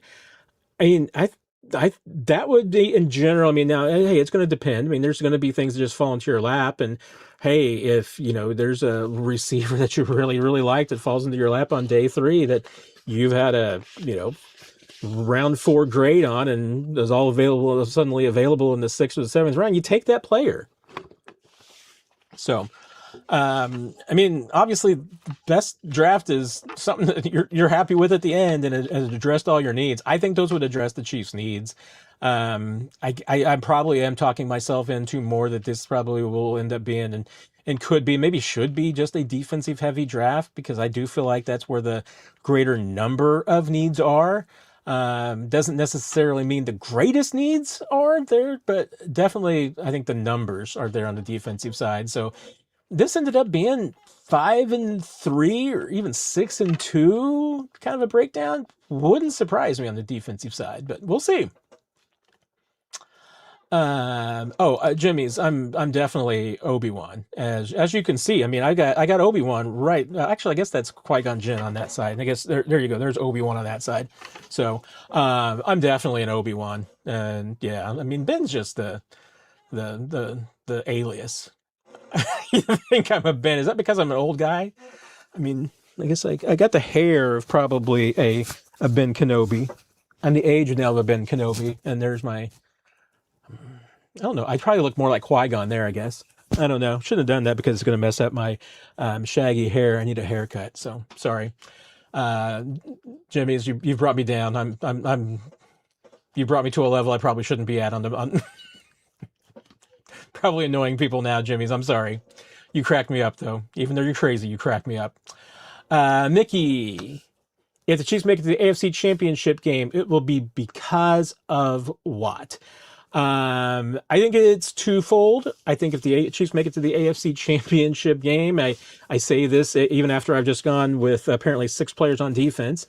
I'm going to say it's because Patrick Mahomes is the league's MVP, and Kenneth Walker has like 1,500 yards plus from scrimmage. I think those two go hand in hand. The better year that Kenneth Walker has, the better year Mahomes has, probably vice versa, obviously. But yeah, I mean, if the Chiefs make it to the AFC Championship game, they win it. It's going to be because this offense is back. It's not going to be because they have the number 3 defense in the league. I mean, they could maybe that's what Spags is going to get some new fresh talent in there and rebuild it, and maybe that's what he'll do. But if they do, if this team makes it back and they're a playoff team, AFC champ, Super Bowl caliber contender, then it's because the offense is all the way back, and that's going to be Mahomes is big. I mean, a lot of guys are probably going to have big years, but I think Kenneth Walker is going to be the key element to the whole thing. So he and Mahomes will be the big reasons why. See, I guess Brian, that probably does, because isn't Liam Neeson like 6'4"? So I guess I should be a Qui-Gon, and that probably makes sense. Since since he died, so I feel dead inside sometimes. So maybe I am literally or figuratively Qui-Gon Jinn. And I talk a lot, so I'm probably also like Qui-Gon Jinn that way.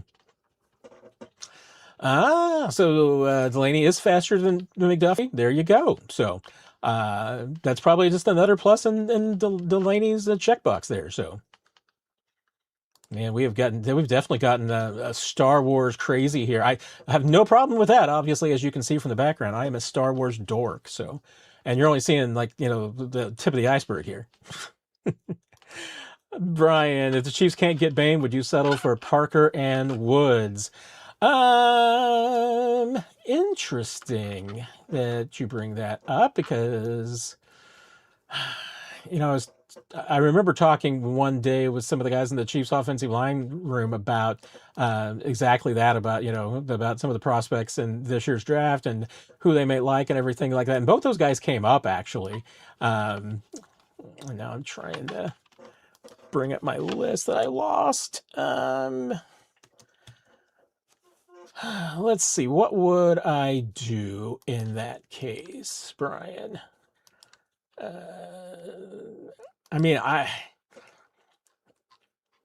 again, my initial inclination is to say that, hey, if Bane's not there at 9, I'm looking at Delane. I'm looking at a receiver. I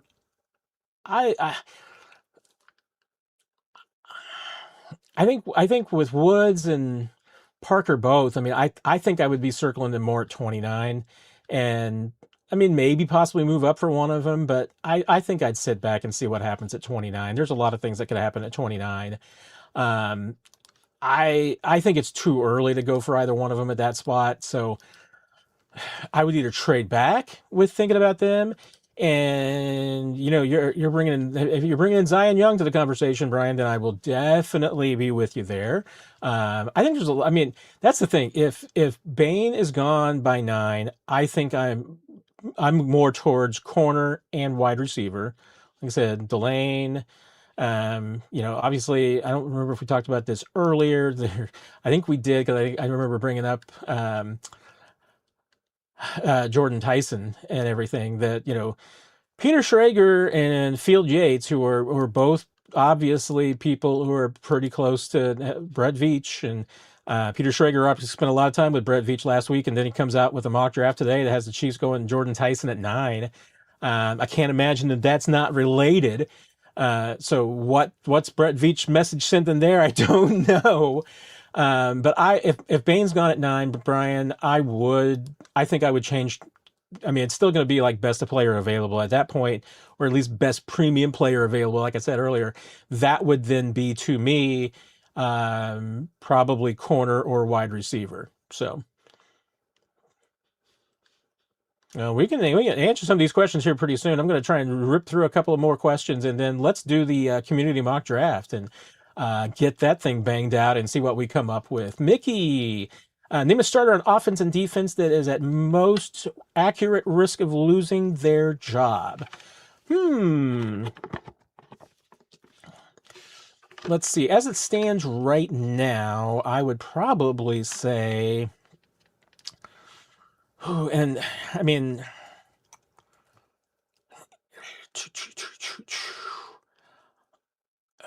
it would probably be, I mean, this is a tricky one because I'm thinking of it in terms of kind of who the starters are right now. And I mean, I think that honestly, some of the biggest competition could be coming in from fresh draft picks. So, I mean, right now, I would imagine that you'd have to consider Christian Fulton and Noel Williams as your potential starters at corner. I think my guess is that Christian Fulton would have the edge based on just experience and age, mostly experience. Sounds like the age is important, but the experience is. I think you would give him the edge at corner. Could Noel Williams be pushed to third if they do take a corner at 9, like, Mansour Delane? Yeah, I think that would be at risk. I don't, whomever you want to peg at edge rusher opposite George Karlaftis, I think that is up in the air. I mean, is that Ashton Gelati right now? I think that's a spot that's up for grabs and competition. I don't know if there's any jobs on the offensive side that I really say is I mean, again, a third starter at wide receiver behind Rice and Worthy. Right now, it would be Tyquan Thornton. So Tyquan Thornton at risk of being beat out if the Chiefs take a wide receiver on day 1 or day 2, maybe. Who's at most risk? I think the other would be, who is kind of your. I mean, I'm assuming that Chamari Connor is going to be your second safety. Maybe he's your first safety, but I'm gonna consider, I think, Alohi Gilman as my number 1 safety, and number 2 is probably Chamari Connor. Could that job be in position if the Chiefs take a safety? Could be. I am not entirely sure. I would probably say, Mickey, I mean, I'm not entirely sure who the starting linebacker is right now. I think it would probably be, if the Chiefs had to make a lineup today, they might just go with the veteran status and run out Jack Cochran right now. It could be Jeff Bassa. It could be Cooper McDonald. That number 3 linebacker starter is totally up for grabs. Well, I think that's totally. I mean, it's one of those spots on the defensive side, Mickey. I mean, I honestly, like I said, I mean, I think that the only job that I think, and once again, I guess if you draft a offensive tackle at say 29, maybe Jalen Moore is at risk again. That maybe this is a guy that you're going to think is going to come in here, and maybe you do start over Jalen Moore. It'd be a tough break for Jalen Moore, but I just don't know that there's a whole lot of the jobs on the offensive side that I think are competitive and that they could be lost. But linebacker 3, the second defensive end, and second safety, second, third corner spots are up in the grabs. I think the tough thing right now is just to who are you going to be putting in each of those spots? To kind of put a name with who's most at risk. But I mean, I think of all of those, I think the one that I think is at least the most wide open competitive might be that third linebacker spot, which is kind of tough because, I mean, in the Chiefs defense, that's only a part-time, 50% of the time starter anyway. And that might even be less since it's not going to be Leo this year.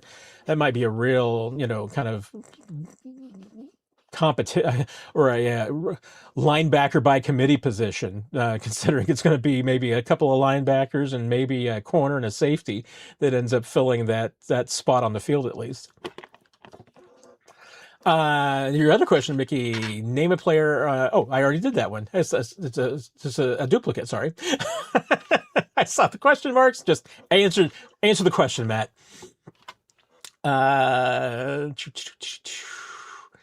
Let's see if we've got any more questions. Obi-Wan did technically fail Anakin. I can't argue with that. Yes, Brian, hit the like button. Absolutely, everyone. Thank you for reminding us, Brian. You are always there for that, and I appreciate that. Jimmy's your Yoda, except for the whole wise thing. Well played, my friend. Well played. The dear. Okay, Mickey. What are the odds the Chiefs take an offensive tackle at 9, and who? Call your shot. I'm going to call the shot in this direction, Mickey, and this is going to get me into trouble. I know. Um, and I have an out so on this one, but I'm going to say it. If the Chiefs take an offensive tackle at 9, I will eat my hat. I mean, it is going to be a hat full of nachos. Don't get me wrong, but I cannot see a scenario where the Chiefs take offensive tackle at 9. It makes zero sense whatsoever. Zero. I mean, it's just like I mean, there's a small part of this where you say, okay, you need a right tackle for 2027 and beyond. But again, you get a lot of opportunities to fill that. You can fill that at 29. You can, you're going to find right tackles further in the draft. You're going to find right tackles in next year's draft. There's going to be free agent tackles. You're paying your offense. I mean, you've got to pay a couple of guys now, but you've got some guys signed for the long-term future. I mean, there's just, I can't, and this year's draft in particular, I mean, it just doesn't make any sense to me. I mean, Francis Mauigoa is generally considered maybe the only legitimate, maybe, I mean, Monroe Feeling and Spencer Fano are kind of borderline, maybe first round grades. I mean, Mauigoa is maybe the only one that's a legitimate first round grade. If you don't take Mauigoa, you're no longer getting positional value, because now you're taking somebody that could very well be a second round player and you're taking him with the number 9 pick overall. That's just insane. So, I mean, I get your mileage may vary, and maybe you've got 3 offensive tackles with first round grades. I just don't think that's true in this year's draft. So I guess if you get Mauigoa at 9, it could conceivably make sense. But when you've got needs, immediate needs at edge, at receiver, at corner, that are both for 2026 and beyond, and not just 27 and beyond. I mean, it's just, and all of these national folks that just keep coming up with the Chiefs drafting a tackle at 9 and moving Josh Simmons to right tackle, it makes my head want to explode, because I don't understand where they're getting this other than just making it up and not being aware that the Chiefs have Jalen Moore and that he played most of last season. It's mind-boggling. So like I said, if the Chiefs take an offensive tackle at 9, I will eat my hat. That's my calling of my shot. You can knock me over with a feather if they take an offensive tackle at 9, and I will think it's probably the craziest thing that they've ever done. If I just can't imagine Brett Veach doing that. Jimmy's, in order for the Chiefs to move up, they need a trade partner. Who, if any, do you see above them that might be amenable to what the Chiefs do have to offer? You the best, bro. Thank you, Jimmy's, and I appreciate the fact that you have fun, even though you are crazy. I like that. I mean, if they want, and I'm working once again under the assumptions that if the Chiefs trade up, it's because of Reuben Bain, and that's who they're going to try and go get. I consistently see in mock drafts that, the 2 most interested teams in Bain, it seems like ahead of the Chiefs, are Washington and the Saints, who are directly in front of the Chiefs. So it would make sense on paper, at least, that the Browns would be the team that might be most amenable. Now we've talked about this before, and I have not updated this since a lot of the turnover with GMs this year and everything like this. But one of the things that gets talked about, and this is also going to be, I mean, I got a lot of questions for Brett Veach, but one of the things I would like to ask him and everything is, with talking with teams around the league again is, you know, Brett's talked about before the difficulty that sometimes that they have with making trades with teams that share dramatically different values on the draft chart. I mean, there's a reason why when the Chiefs trade draft picks, it's a lot of the usual suspects. It's Philadelphia, it's the Bills, it's the Rams, the 49ers, the Patriots are probably back in that ballpark for sure because they used to be, I think that Mike Vrabel probably has about similar value in draft picks and draft board or draft value as Belichick did, and the Chiefs and Brett made some trades with Belichick over the years. If you've got two teams that are working off of different trade charts, one's on the Jimmy Johnson style chart, and someone's on one of their different charts. Maybe it's something similar to. Yeah, I'm trying to remember the names of the other ones. I mean, I don't know if anybody uses like the Fitzgerald charts or anything like that. Maybe they do, but I mean, if you've got somebody who's on a completely different trade value chart than your organization, you don't normally see trades between those two teams because it's just too weird to get deals done. Chiefs and Baltimore in the past have been, teams that, see draft picks in similar ways. I don't know what board that the Browns are on these days. The Giants, that Harbaugh's over there, they might be on board with the Chiefs. The Titans have, obviously Bergonzi, he's going to be on the same value chart as Brett Veach is. 6 makes the most sense. 6 is where I think you would have to get if you want to try to get a shot at Bain. If Bain goes earlier than 6, it might be more than you're willing to pay as well. So that's the pick. And, Cleveland seems usually fairly amenable to making deals. I mean, especially for picks and everything. And again, they're such a mess that they could actually use more picks. So doing that wouldn't be a bad thing. I think the only really drawback is that Brett also is in wanting to acquire more picks mode. So, one thing I could certainly see happening is if the Chiefs did try to move up from 9, I could see them maybe using 29 to get up there, but then also get additional picks back. And I'd have to look at some draft charts and see, what they could possibly get back in for that move. Maybe it wouldn't be much, but, if you're able to get back maybe a day 3 pick and not lose a draft pick, but, still stay with the number of picks that you've got, but not lose any with a trade. That's what Brett kind of likes to do. And you've seen that a lot with when he trades draft position more than draft picks. He's big on that. And if he can find teams that will do, trades with him of that value, that's what really makes it. And that's sometimes harder to do. There are a lot of teams out there who understand that philosophy and do the same thing that Brett does, which is, instead of moving picks, they just move position. That I think, and Chiefs have made trades with the Jets, before too, and some of them have been positional swaps. I mean, they did that with, I think, both the Mecole Hardman trade and with the Derek Nottie trade. So it's doable. But I think if you want to move up from 9, Cleveland, I think, is the spot. 6 is where I think that the sweet spot of where you need to get. Arizona, I mean, that would probably guarantee you whomever you want. It might be overkill because, I mean, unless hey, in Arizona, if you're going to trade, you're going to make a trade with Arizona. In theory, you're going to be asking Arizona's going to be asking, what side you're going for, and if Arizona wants to go defensive end, then they shouldn't trade with the Chiefs. And I mean, if you're looking at some of the projections, I mean, like right now, everybody seems to think Arvell Reese is going to the Jets, and I mean, I guess it makes sense for the Jets. It still seems like a weird pick. I know right now, consensus has Maui Goa going to the Cardinals, Jeremiah Love going to the Titans.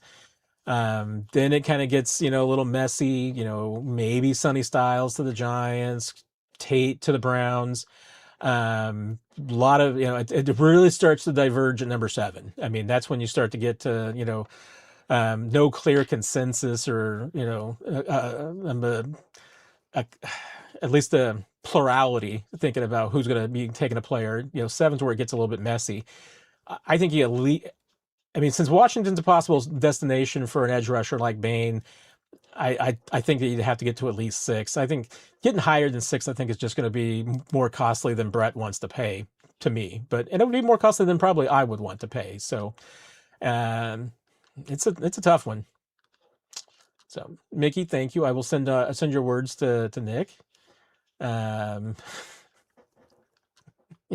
some of you all crack me up. I enjoy reading the comments. I can't believe I made it to 8:56 and we haven't gotten to the draft yet. I feel so bad about this. I was going to try and do it at 8. Yeah, sausage came from Arizona. That was what was that dude's? It was because it was the cornerback that went to go play baseball, right? That was the guy that got traded for Anthony Sherman, if I'm not mistaken. I could be crazy, but that's my recollection. Can't remember his name though. Kendall, thoughts on Bain? Not sure if I'm sold on him compared to day 2 guys. The only thing to be concerned about with Bain to me is size. That's the only question mark.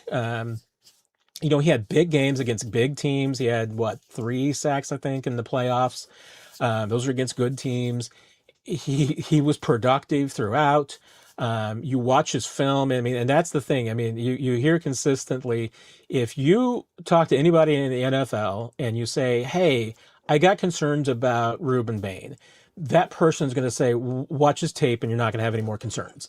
And it's legit. I mean, he's a baller. I mean, he absolutely is. And I will say this even. Go and watch some of his interviews, and I think that will sell you even more. I mean, because that's what's honestly been his selling point around the league. His interviewing with teams at the combine and in these 30 visits and everything have been really impressive. Thing I keep hearing about is that as good as his film is and as good as he looks on film, that he talks even better, that he's a high football IQ guy, that you can tell, the cliches are true. Does he love football? They're going to tick off that box. Uh, you know, there's a lot to like about Bain. The only thing not to like about him is that he has really short arms and he's about 6'2". I mean, he's 265. I keep saying he's kind of like if Frank Clark were 3 inches shorter and had short arms. I mean, and that's not a knock. I mean, Frank Clark was a good player, and Frank Clark was a big game player, and Ruben Bain's been a big game player. I mean, I think there's a lot to like about Bain. I think he is the best edge rusher in this class by a long shot. I mean, especially for a team like the Chiefs and how they use their defensive ends. Yes, there's no doubt. I'm sure that Steve Spagnuolo would be all over this guy if he had 33-inch arms and was 6'5". But he's not. I mean, but he's got the bend that they love and that Brett Veach loves. He's got the strength, he's got the base, he doesn't get bullied around. I mean, this guy's a power guy, and there's a lot to like there. I mean, there's some other guys you can get, I just don't think there's going to be as good, but I think he's as can't miss as any edge rusher in this draft. Mickey, tell us something about Veach that you know for a fact that he doesn't get enough credit for. Good question. I would probably say, because I was coming up again today, I had someone, say that, hey, Brett Veach doesn't like to pay corners and doesn't like to put resources in the corners. And maybe this isn't about giving him credit, but it's just about maybe not acknowledging what he has done to get corners and the resources that he has spent, and maybe even the resources that he's tried to spend, or the good decisions at corner that he's made. Because, everybody says, hey, he doesn't pay corners. Well, I mean, look at the corners that he hasn't paid, I mean, we're going to find out about Trent McDuffie. I mean, if Trent McDuffie becomes one of the three best, is one of the three, I acknowledge as one of the three best cornerbacks in the NFL, then that trade not going to look great. But I think Trent McDuffie is going to be a really, really good corner, and he might be really, really good for what the Rams end up needing him for. I just think there was a lot of money to pay. Um, you could probably argue about whether or not paying Traveris Ward was the right move, but at the same time, I think in the long run, I think he probably proved that that was the right thing to walk on Traveris, because Traveris had a couple of really good seasons with the 49ers, but I'm not sure if the long term did that. I mean, that might have been a push. He clearly made the right move on that. You don't pay L'Jarius Sneed. That was the right move. We'll see. And you know what? He tried to pay some corners, and he's put resources into it. I mean, he made the trade. I mean, obviously, he traded Alex Smith to get and he got back Kendall Fuller. I mean, that was not inconsiderable as far as an expense that you give up and and get the guy that you want. They tried to sign Kyle Fuller, Kendall's brother. They were willing to give him a lot of money, but the Bears ended up, putting the transition tag on him and were willing to match anything that the Chiefs were going to offer. So they couldn't get that done. There have been some other good corners that turned them down, as far as that they made competitive offers for some corners on the free agent market and just didn't work out. I mean, they traded up to get Trent McDuffie. He has put resources into the cornerback spot. He's going to continue. I mean, there's a reasonable chance he's going to take a corner this year. He doesn't ignore corner. And I think he's done a really good job at it. I mean, not only has he put some resources into it, but I mean, they've gotten production for it. So I think you have to say that if there's some positions that he's been weak on. I mean, receiver, it hasn't worked out always. Defensive end, they have probably not gotten the return for their investment that they've put into defensive end. Corner, I think, is the exact opposite. I mean, I think that they have got a ton of production out of the corner spot for the resources that they put into it. I think that they have generally made good decisions.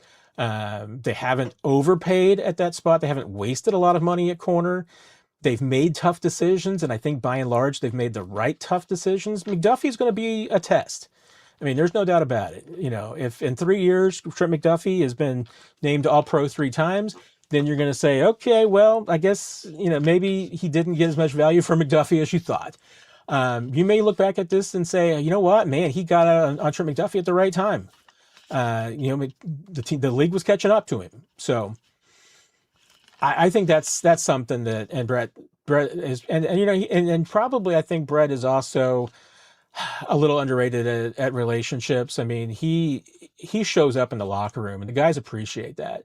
I mean, he's not afraid to go in there and see guys face to face and everything. There's a lot of GMs around the league who do not do that, who don't go into the locker room and don't see the players and everything. Brett does that. So he's not somebody that just treats the players like they're a commodity. Like, I know that there's a handful of GMs that do, and then are not accountable to those players about decisions that they've made or what they do. Brett is, and I think the players appreciate that. I'm really not managing my time well for the mock draft.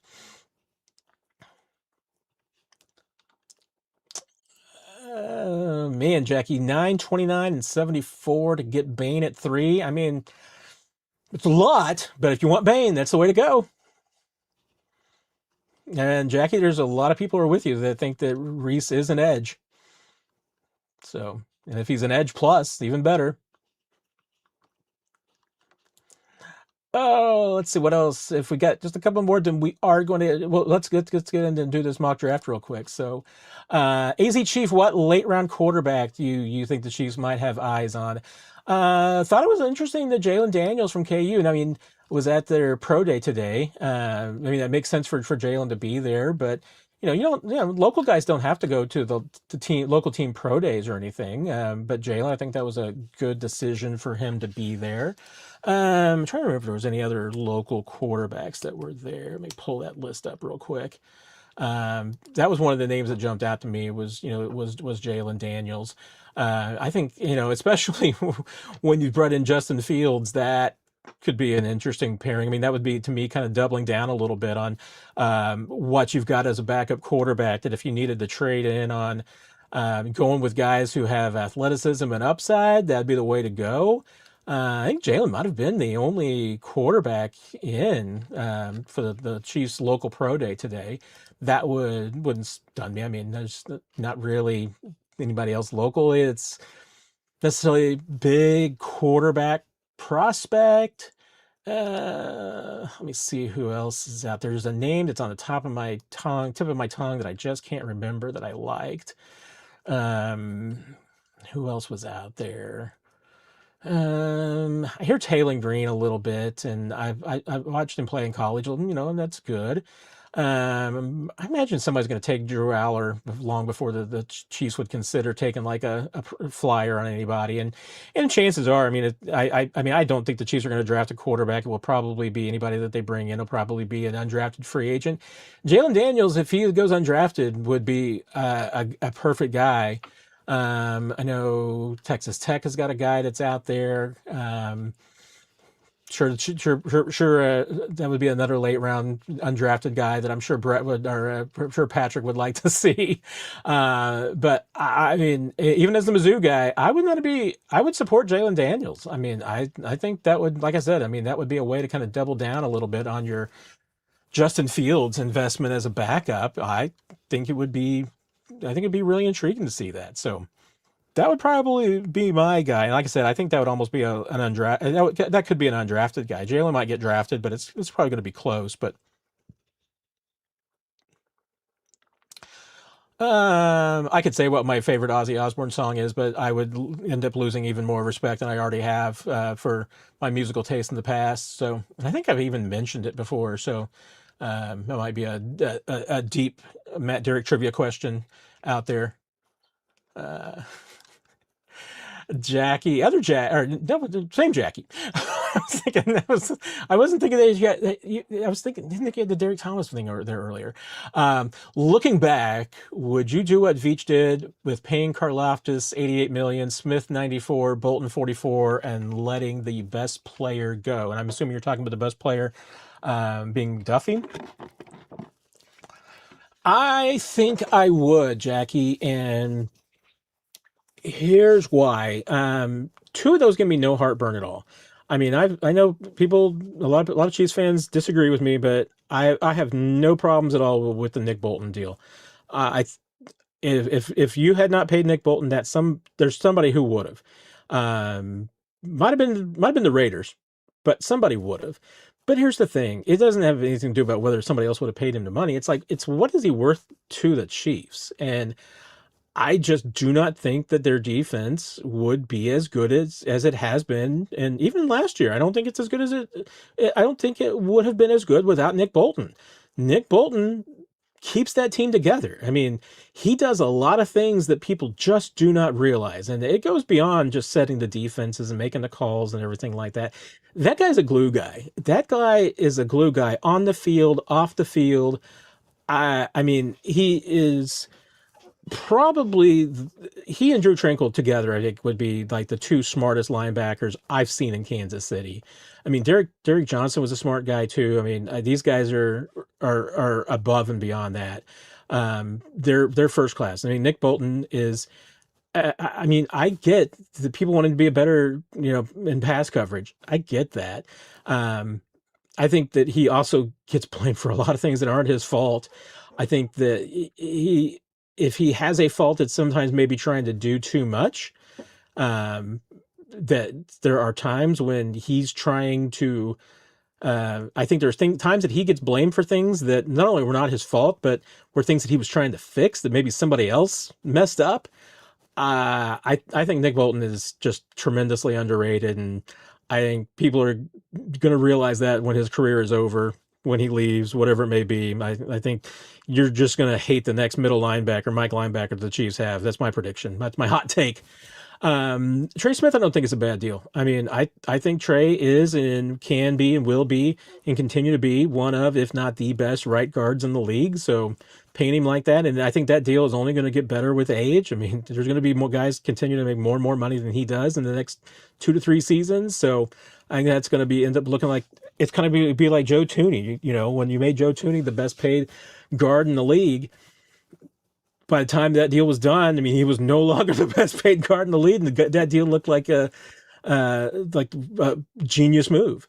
Karlaftis, what I'll say about this is that it's not top of the market money. I mean, you got him at, for what an edge rusher is a reasonable number. Um, what you would like for him to do now is to live up to that contract. If Karlaftis can be a guy that just consistently gets you 8 to 10 sacks a year and continue to get consistent pressures, what you just don't want to have are seesaw years. I mean, you don't want to see a year where, he goes out there and has, 5 sacks. You want more consistency. So, that's my only beef. And here's the thing. I mean, if and Jackie, I'm assuming you're talking about letting McDuffie walk. I mean, you're talking about probably walking on at least 2 of those guys for sure. And like you said, to your point, I mean, you're talking about walking on all 3 in order to keep McDuffie. But math-wise, you're definitely talking on walking on 2 of those players to keep McDuffie. And maybe that wouldn't have been enough. I mean, McDuffie wanted to go back to LA. He wanted to go home. It wasn't necessarily a slam dunk that if you offer him the exact same deal that the Rams offered him, that he'd want to stay. He might still be, at that point, be like, you know what, I'm going to chest free agency. Unlikely. I mean, if you were willing to pay him $30 million a year, I think Trent McDuffie stays. I'm just not sure that any corner, honestly, is worth $30 million a year. So I think that's what it really, a part of it came down to is that, yes, I mean, are you going to keep 2 players instead of 1? Are you going to pay a corner $30 million when, you're paying maybe $30 million combined for a linebacker and a guard, or a guard and a D end? I mean, you crunch up the numbers any way you want to. But you can certainly make an argument for that it was a 2-for-1 deal. You can keep these 2 guys or let this one walk. And oftentimes in business and in sports, it also comes down to who's willing to make the deal. And had Trent McDuffie been willing to make this deal and was willing to sign a year ago, the Chiefs probably keep Trent McDuffie. And to me, Trey Smith was the one. Trey Smith was the deal that once Trey Smith signed last year, the long-term deal, that's when I felt like Trent McDuffie was gone.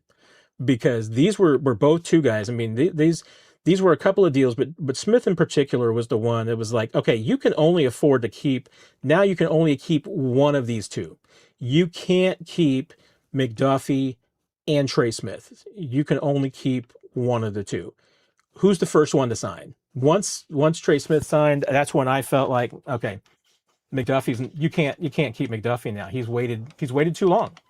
I mean, you gotta sometimes make the deals with the guys who are willing to make the deals. So yeah, Mickey, you won that one on the predicting my favorite Ozzy Osbourne song.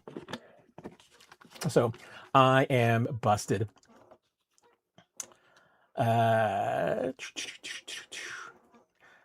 Seems like I know at this point. I know there's only like 2 or 3 people having the conversation back and forth, but I'm glad people are having fun tonight. I hope there's a few have stuck around. Okay, we're going to do it now. So let me see if I can get this fired up, and the 3 of you who are left can help me conduct a Chiefs mock draft, and we're going to see what we can come up with. And I hope you all take it seriously. I don't want to be, I don't want it to be the joke draft or anything. And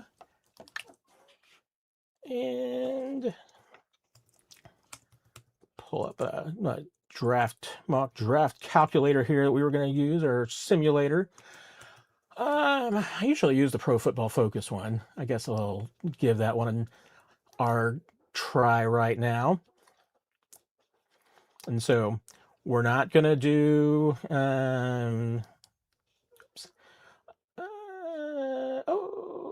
let's see. Oh, I forgot it. I no longer have my subscription because I decided that their stuff was trash. So I'm gonna have to use somebody else's.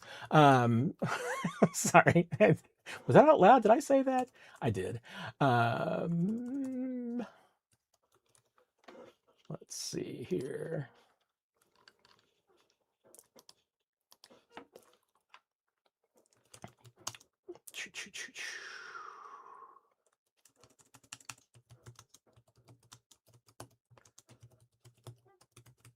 And we're not going to be doing any trades or anything too crazy like that. So, sorry, but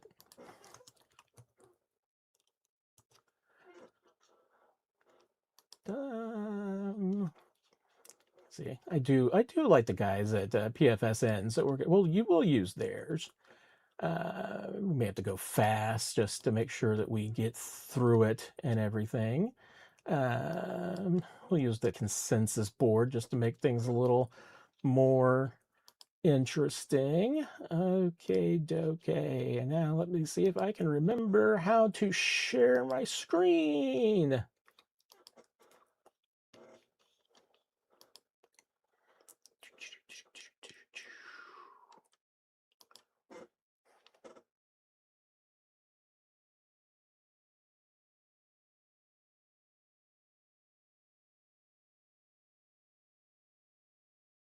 Speed issue. Hopefully, have I disappeared? I probably have disappeared. There we go. And let's see if we can make it. Oh, that's a whole lot bigger, but here we go. All right. And we are going to start. And boom. All right. Well, I saw. Okay. Well, I said we're just going to reject trades, even though I forgot to turn them off. All right. I did see that Ruben Bain. Oh, what, fourth of the Titans? I was not expecting that. All right, everybody. A to Z has a good.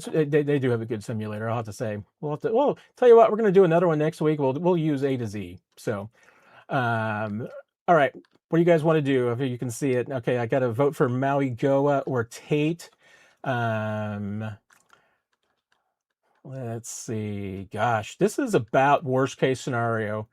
I think if you're the Chiefs. If you need me to scroll down so you can see any more. Jackie wants Maui Goa or Tate. And I don't know if I'm going to allow anybody to take Caleb Downs. If you want to vote for Caleb Downs, you can. So you got Maui Goa is on the board. Carnell Tate, Jordan Tyson, Monroe Freeling, Spencer Fano, Jermad McCoy, Kenyon Sadiq, the Penn State kid's name, who I can't pronounce, but the Chiefs aren't taking a guard in the number 9, so you want to draft Maui Goa.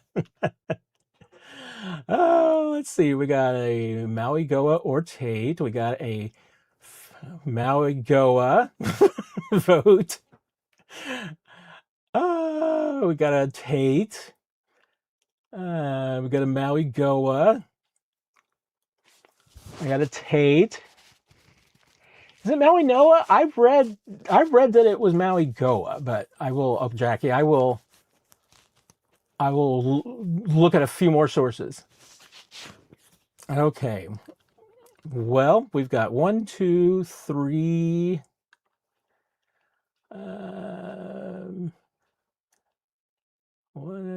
I was gonna say, when I saw Nikki pop in, I was like, gonna say we might have to just let Nikki get the tiebreaker. 1, 2, 3, 4, 5. Well, Nikki voted twice. 5 for 6 for Tate, I believe. And since Jackie voted both, we got 1, 2, 3, 4. I think that Carnell Tate has it. So that we will have the Chiefs taking Carnell Tate at number 9. And now we go super speed, and we're going to turn down a bunch of trades. Looked like the 49ers were really wanting to get back into the first round again. At number 29, ooh, Caden McDonald, one of the players I like, is available there. Chiefs have already taken a wide receiver, but KC Concepcion and Denzel Boston both available. Colton Hood, the corner from Tennessee, is an interesting one. Caleb Banks, defensive tackle, Florida, is interesting. Safety Emmanuel McNeil Warren is available. You get the offensive tackle from Arizona State. Cassius Howell, the edge from Texas A&M. What do you think? And I hadn't gone probably far enough down to see. Did somebody take Zion Young yet? Zion Young went 24 to the Chargers, unfortunately.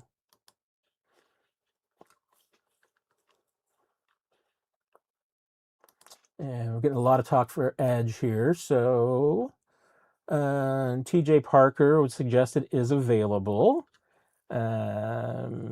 Cassius Howell is available. Gabe Jacobs from Illinois is available. What do we got here? Some Parkers. I have the defense up there now since that seems to be, and let's get rid of the commercial.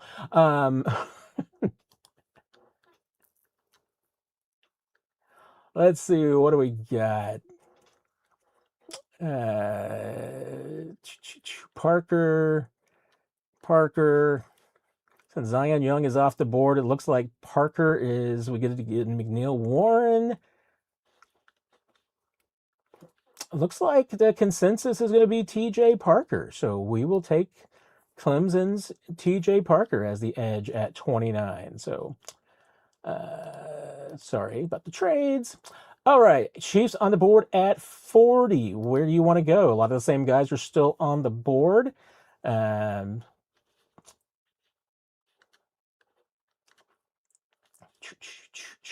Get the board a little bit easier to see there, maybe. Whoops, scroll too far. Obviously, we've gone wide receiver and edge. Corner, probably where you want to go. I see one vote already for corner. You got, oh gosh, what's Brandon Ceases? I can't remember how to pronounce his last name. I haven't learned everybody's names yet, obviously. South Carolina, D'Angelo Pons from Indiana is up there available. If you want a running back, Jadarian Price is on the board. I'm not sure anybody needs a running back at this point, but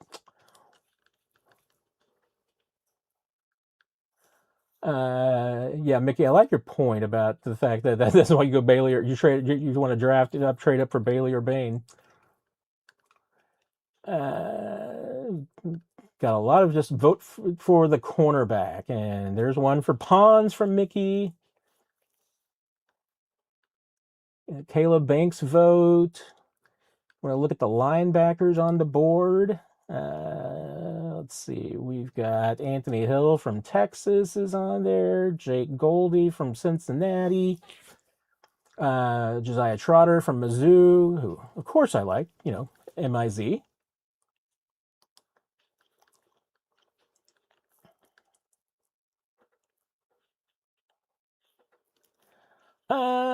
Universal. I mean, Ty Simpson's fine. It's just I mean, it would be an outside the box selection for the Chiefs, but don't care if Pons is 4'10". Want Pons? All right. Well, that is a serious position of need. So let's do it, folks. We are going to be taking cornerback D'Angelo Pons from Indiana at number 40. And now we will wait until the Chiefs are back on the board at 74. We've addressed the top three Chiefs needs. We've done a very good job. We have taken a wide receiver, an edge, and a corner. You have now all earned the right to pretty much do whatever you want to do next. So where do you want to go? Their board lists the Lee Hunter, the defensive tackle from Texas Tech, as the top player on the board. I know there's a lot of Dominic Oranges fans out there from Iowa State. Let's bring up the whole list here and everything. Oops, sorry, I keep jerking the list around a little bit there, everyone. Max Clare, the tight end from Ohio State's on the board. Mike Washington, Malachi Fields from Notre Dame, the wide receiver. Some interesting names there. Any specific position or anybody see a name that they like? I do apologize if you're watching this on your phone. It's going to be probably hard. So let's see. I got to be more cognizant of where my mouse is. I'll bring it up so you can kind of see who the last few selections were and everything as well.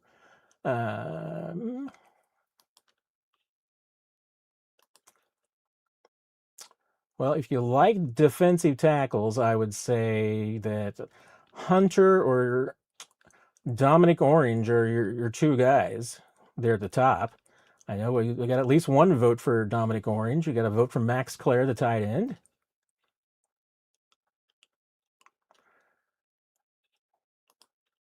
Kendall likes Lee Hunter. Another vote for Orange. All right, we're going to go with whomever gets 3 votes. So if there's anybody else who wants to vote out there, speak now or forever hold your peace.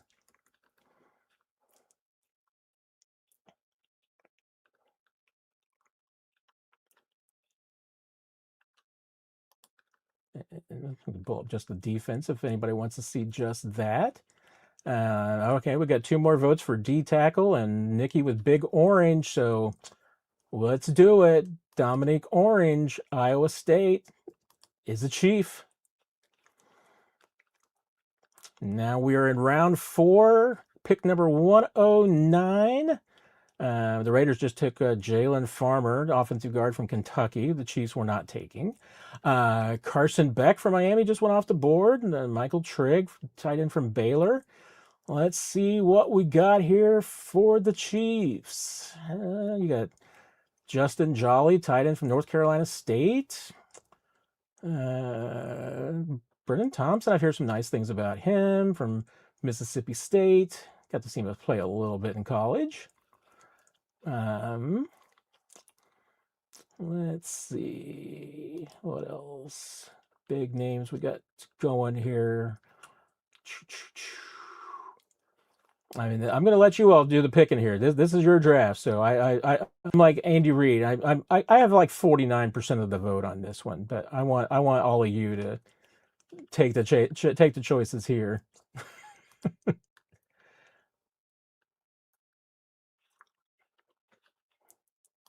We got some votes for Jolly or Jolie. I need to catch that.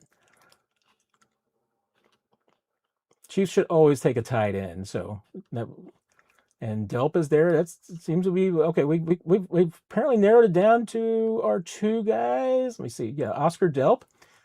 Seems like you all want to go tight end, so it is going to be Justin Jolie or Oscar Delp. Where do you want to go?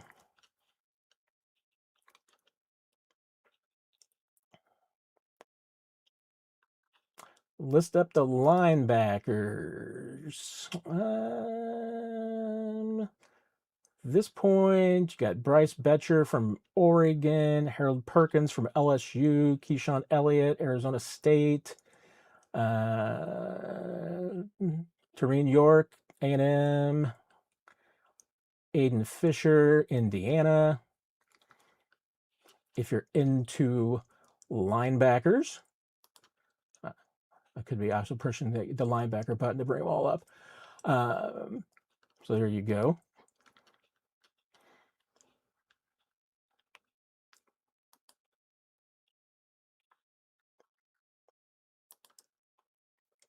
What are you all thinking? What's your? We're definitely getting to the point now where everybody's got a little bit of a different favorite.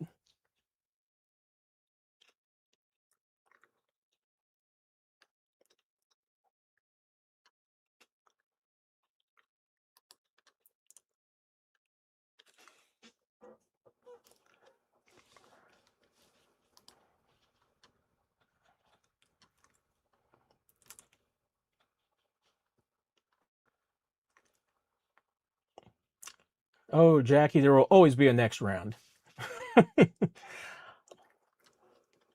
All right. I think we, at least at this point, have a plurality behind Justin Jolie. So let's go there. Chiefs taking a tight end in the fourth round. And the fifth round, number 148. Chiefs back on the clock again. Well, Joe Royer, who some of you wanted back in the fourth round, is still there. If you want to draft two tight ends, you certainly could.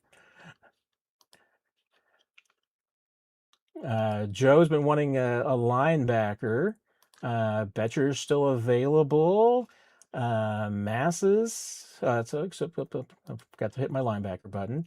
Harold Perkins. York is still available. Jack Kelly. Owen Heineke. Anybody that's jumping out at you, Joe?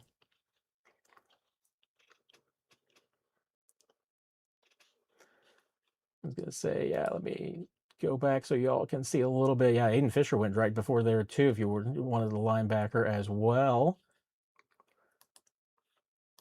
Any other positions that you all want to see is who is available.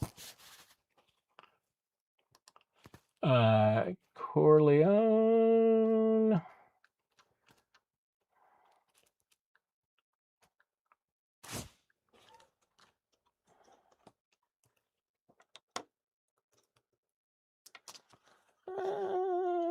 He is not. 145 is where he went to the Giants. So Corleone is no longer available. Justin, we are in the fifth round. So.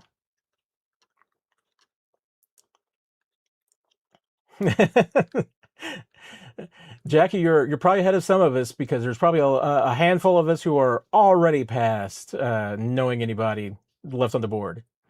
That happens easily in the fifth round. So. You all crack me up. All right. Let's see. I mean, we did. Chiefs just took a tight end. So, anybody want to throw a name out there? I mean, if we went with just the best player on the board for PFSN purposes, you would say, if you say go corner at this point, another Cal corner is what you would be getting. You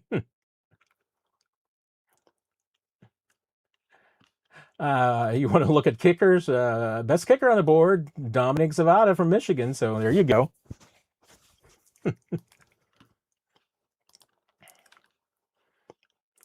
Well, we're not replacing James Winchester yet, Kendall. So don't I'm not letting that happen. So you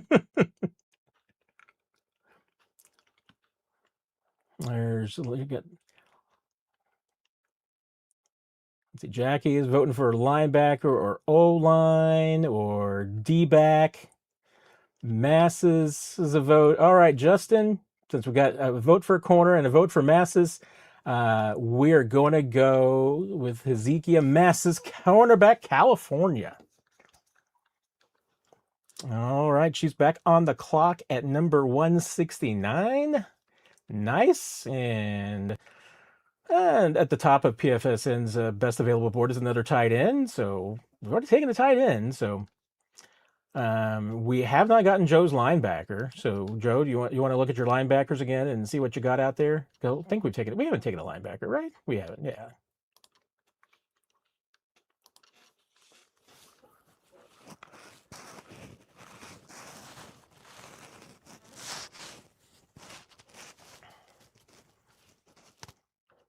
Anybody jumping out at you off of that list?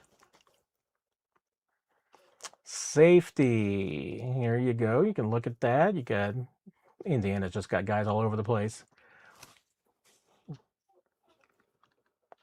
I'll stop moving the list around. No situational awareness with my mouse right now.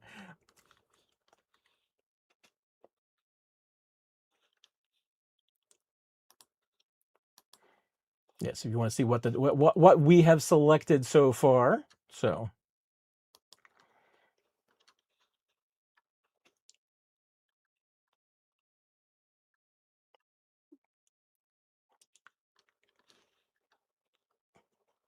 Jackie want candidate. All right, you're getting candidate.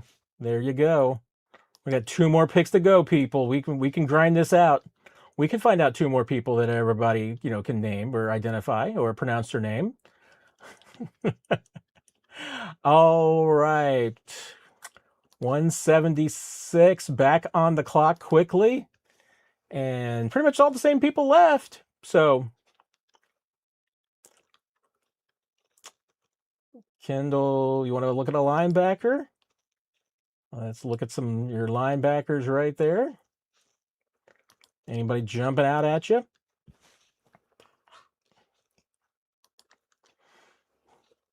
Oh yeah, Red Murdoch sounds absolutely. I mean, that like somebody who is definitely going to be a bruiser. There's no doubt about that.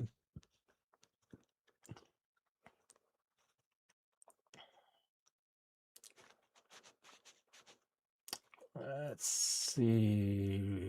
Brian is it Brian Parham that you're talking about, Joe? He is the kid from Connecticut is still available. If there's a Barham, I am not seeing him.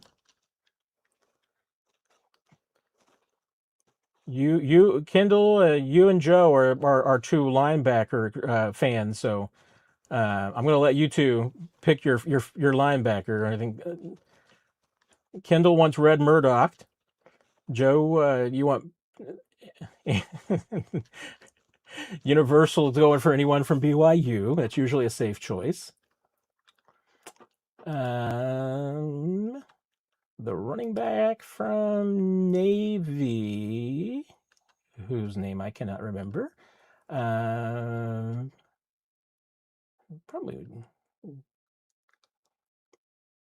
Man, did he actually go off the board? I'm not. Maybe unless I scrolled past him. I guess he did. I guess he did go. So.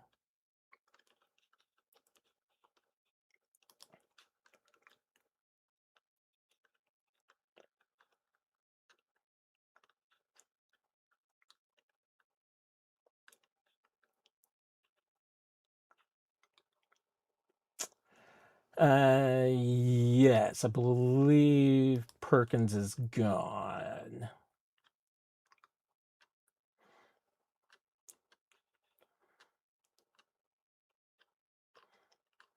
So, all right, Joe's going for Barton now. So we've narrowed it down to Landry Barton or Red Murdoch. Next vote for either one of those clinches the pick. Anybody want to pound the table?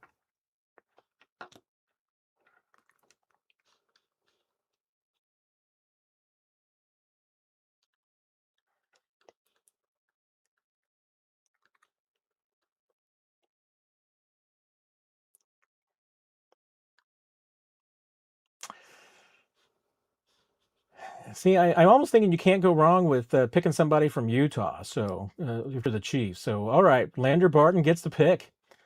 All right, and Chiefs back on the clock for their last selection at number 210. Can't believe you all didn't take a Missouri Tiger yet. So it's okay. I'll survive. You can see who were the last few picks there. Flip over one more time so you can see whom we have selected so far. Chiefs have only taken 2 offensive players. Just kind of what I was thinking earlier. I mean, they take Carnell Tate and Justin Jolly. All right. So what's jumping out at you? We got Cole Payton is the best player on the board, supposedly.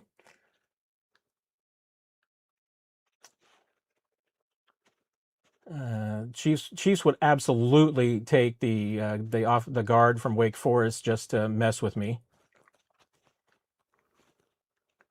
No, I can never be able to type or pronounce that. Let's see. Anybody I'm just enamored with left on the board? Red Murdoch is still out there.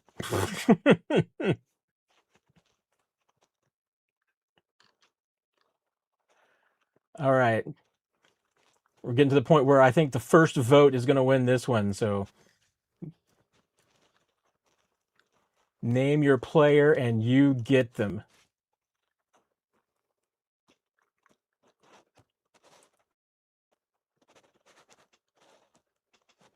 Want a quarterback to develop? All right, we'll look at the quarterbacks, and you can take your pick. Oops, hadn't clicked the quarterback. I clicked offense and then forgot to click quarterback. Keep forgetting to do that.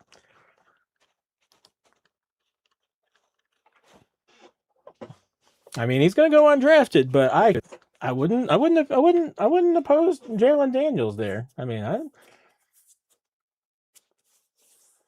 even the Mizzou guy in me would not hate that. Want to look at edge as well? We can look at edge and see who else is left out there. I mean, how can you not like George Gums Jr.?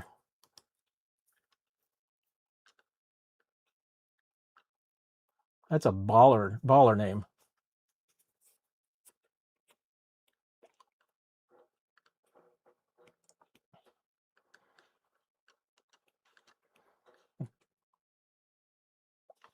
Anybody got a pick? Go for it.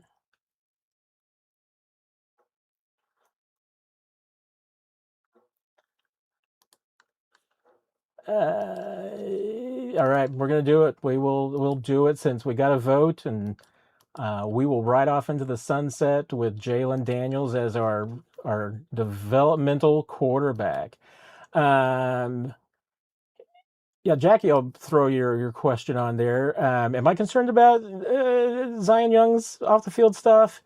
Marginally, and here you can see we got a B draft grade. Our first 6 selections all get B minus, B plus grades. A lot of C's on our last few selections there, but I think we addressed this team's needs. We might have had some reaches here and there, but solid draft altogether. So everybody had some fun doing that. Like I said, we'll do it again next week. We'll do it earlier into the show. So I'm glad that Jackie, the 2 hours plus flew by. But am I concerned? I mean, marginally. I mean, I am. I think, hey, was some of it a little bit of just, knucklehead stuff? Yeah. Doesn't seem like anybody else is too worried about it and everything. And I also know how things go in Columbia. So there's always that factor.